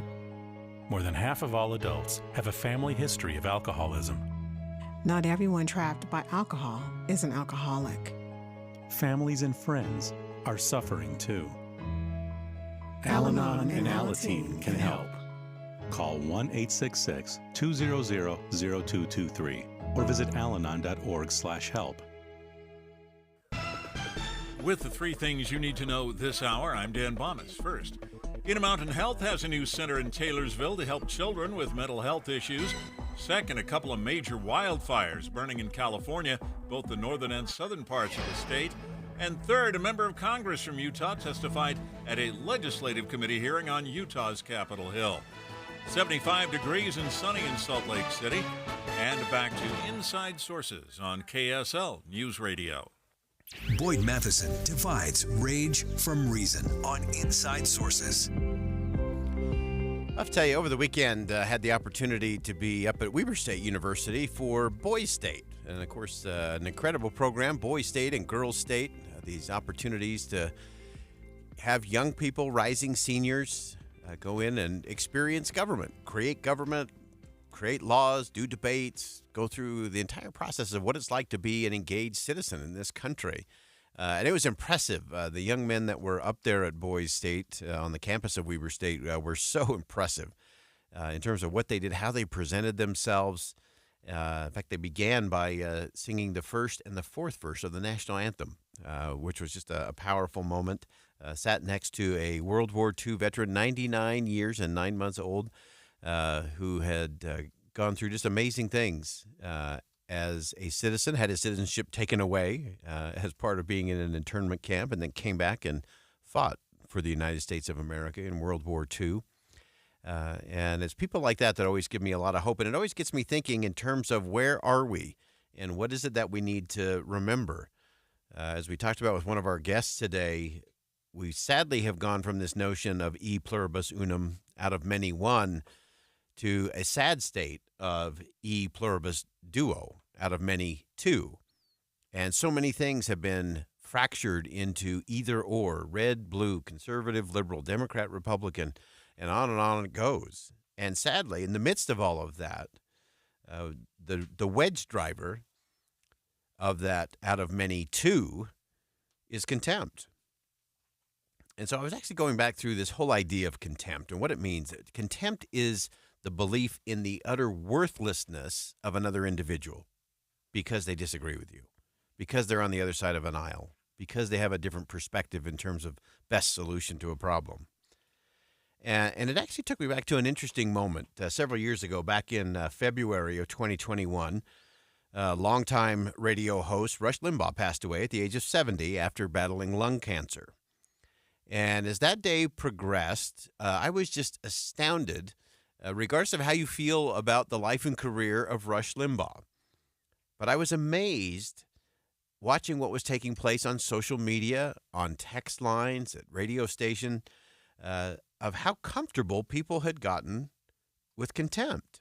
Like, it was amazing to me. Here you had someone who had just passed away from a brutal battle with lung cancer, and people could not help themselves to just pile in and go to the lowest common denominator and the lowest point of the gutter.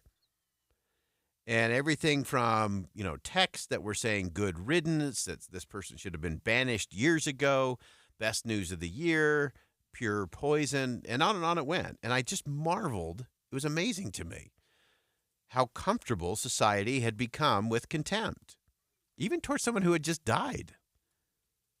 And that's a sad thing for me. That's how we get to e pluribus duo out of many two.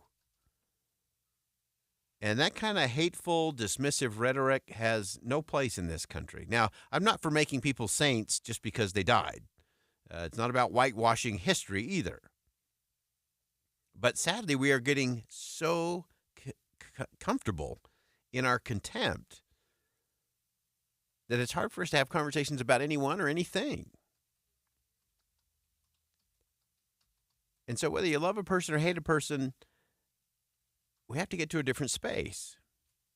Mary Ellen Goggin once noted that contempt isn't a one-time regretful response to another person.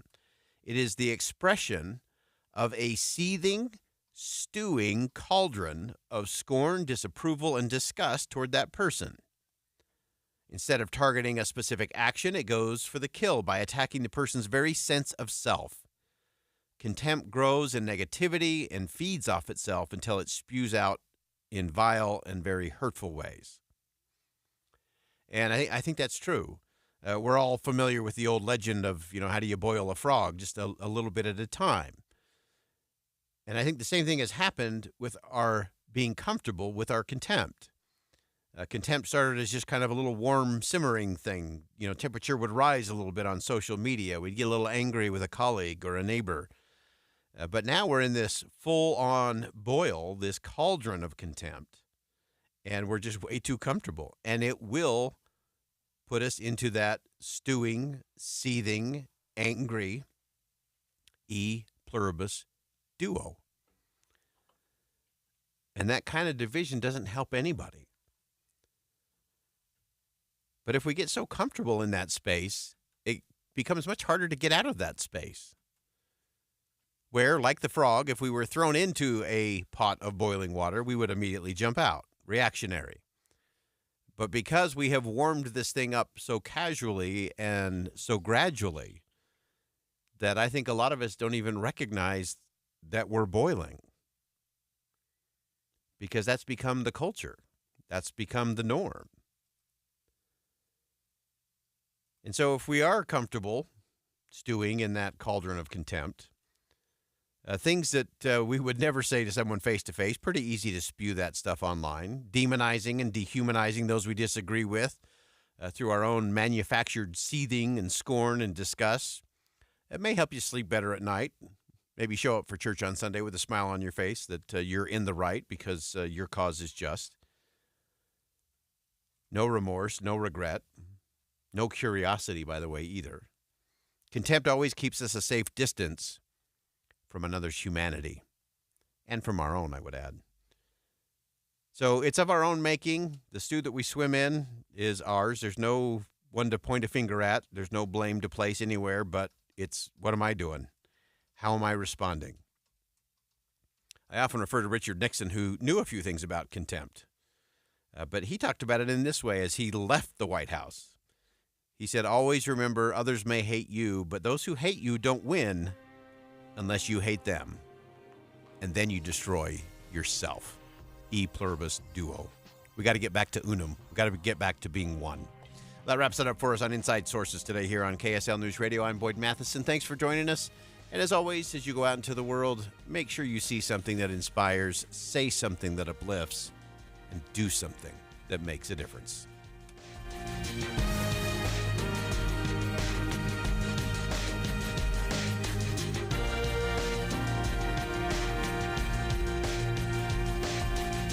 KSL KSL FM Midvale. KSL Salt Lake City. From the KSL Common Spirit Health Studios, this is KSL News Radio. Utah's news, traffic, and weather station. Good afternoon, 3 o'clock at KSL News Radio. I'm Jeff Kaplan, 75 degrees. We have a stiff breeze this afternoon in Salt Lake City. KSL's top story. Utah lawmakers are meeting today discussing school safety and specifically panic alert devices for teachers.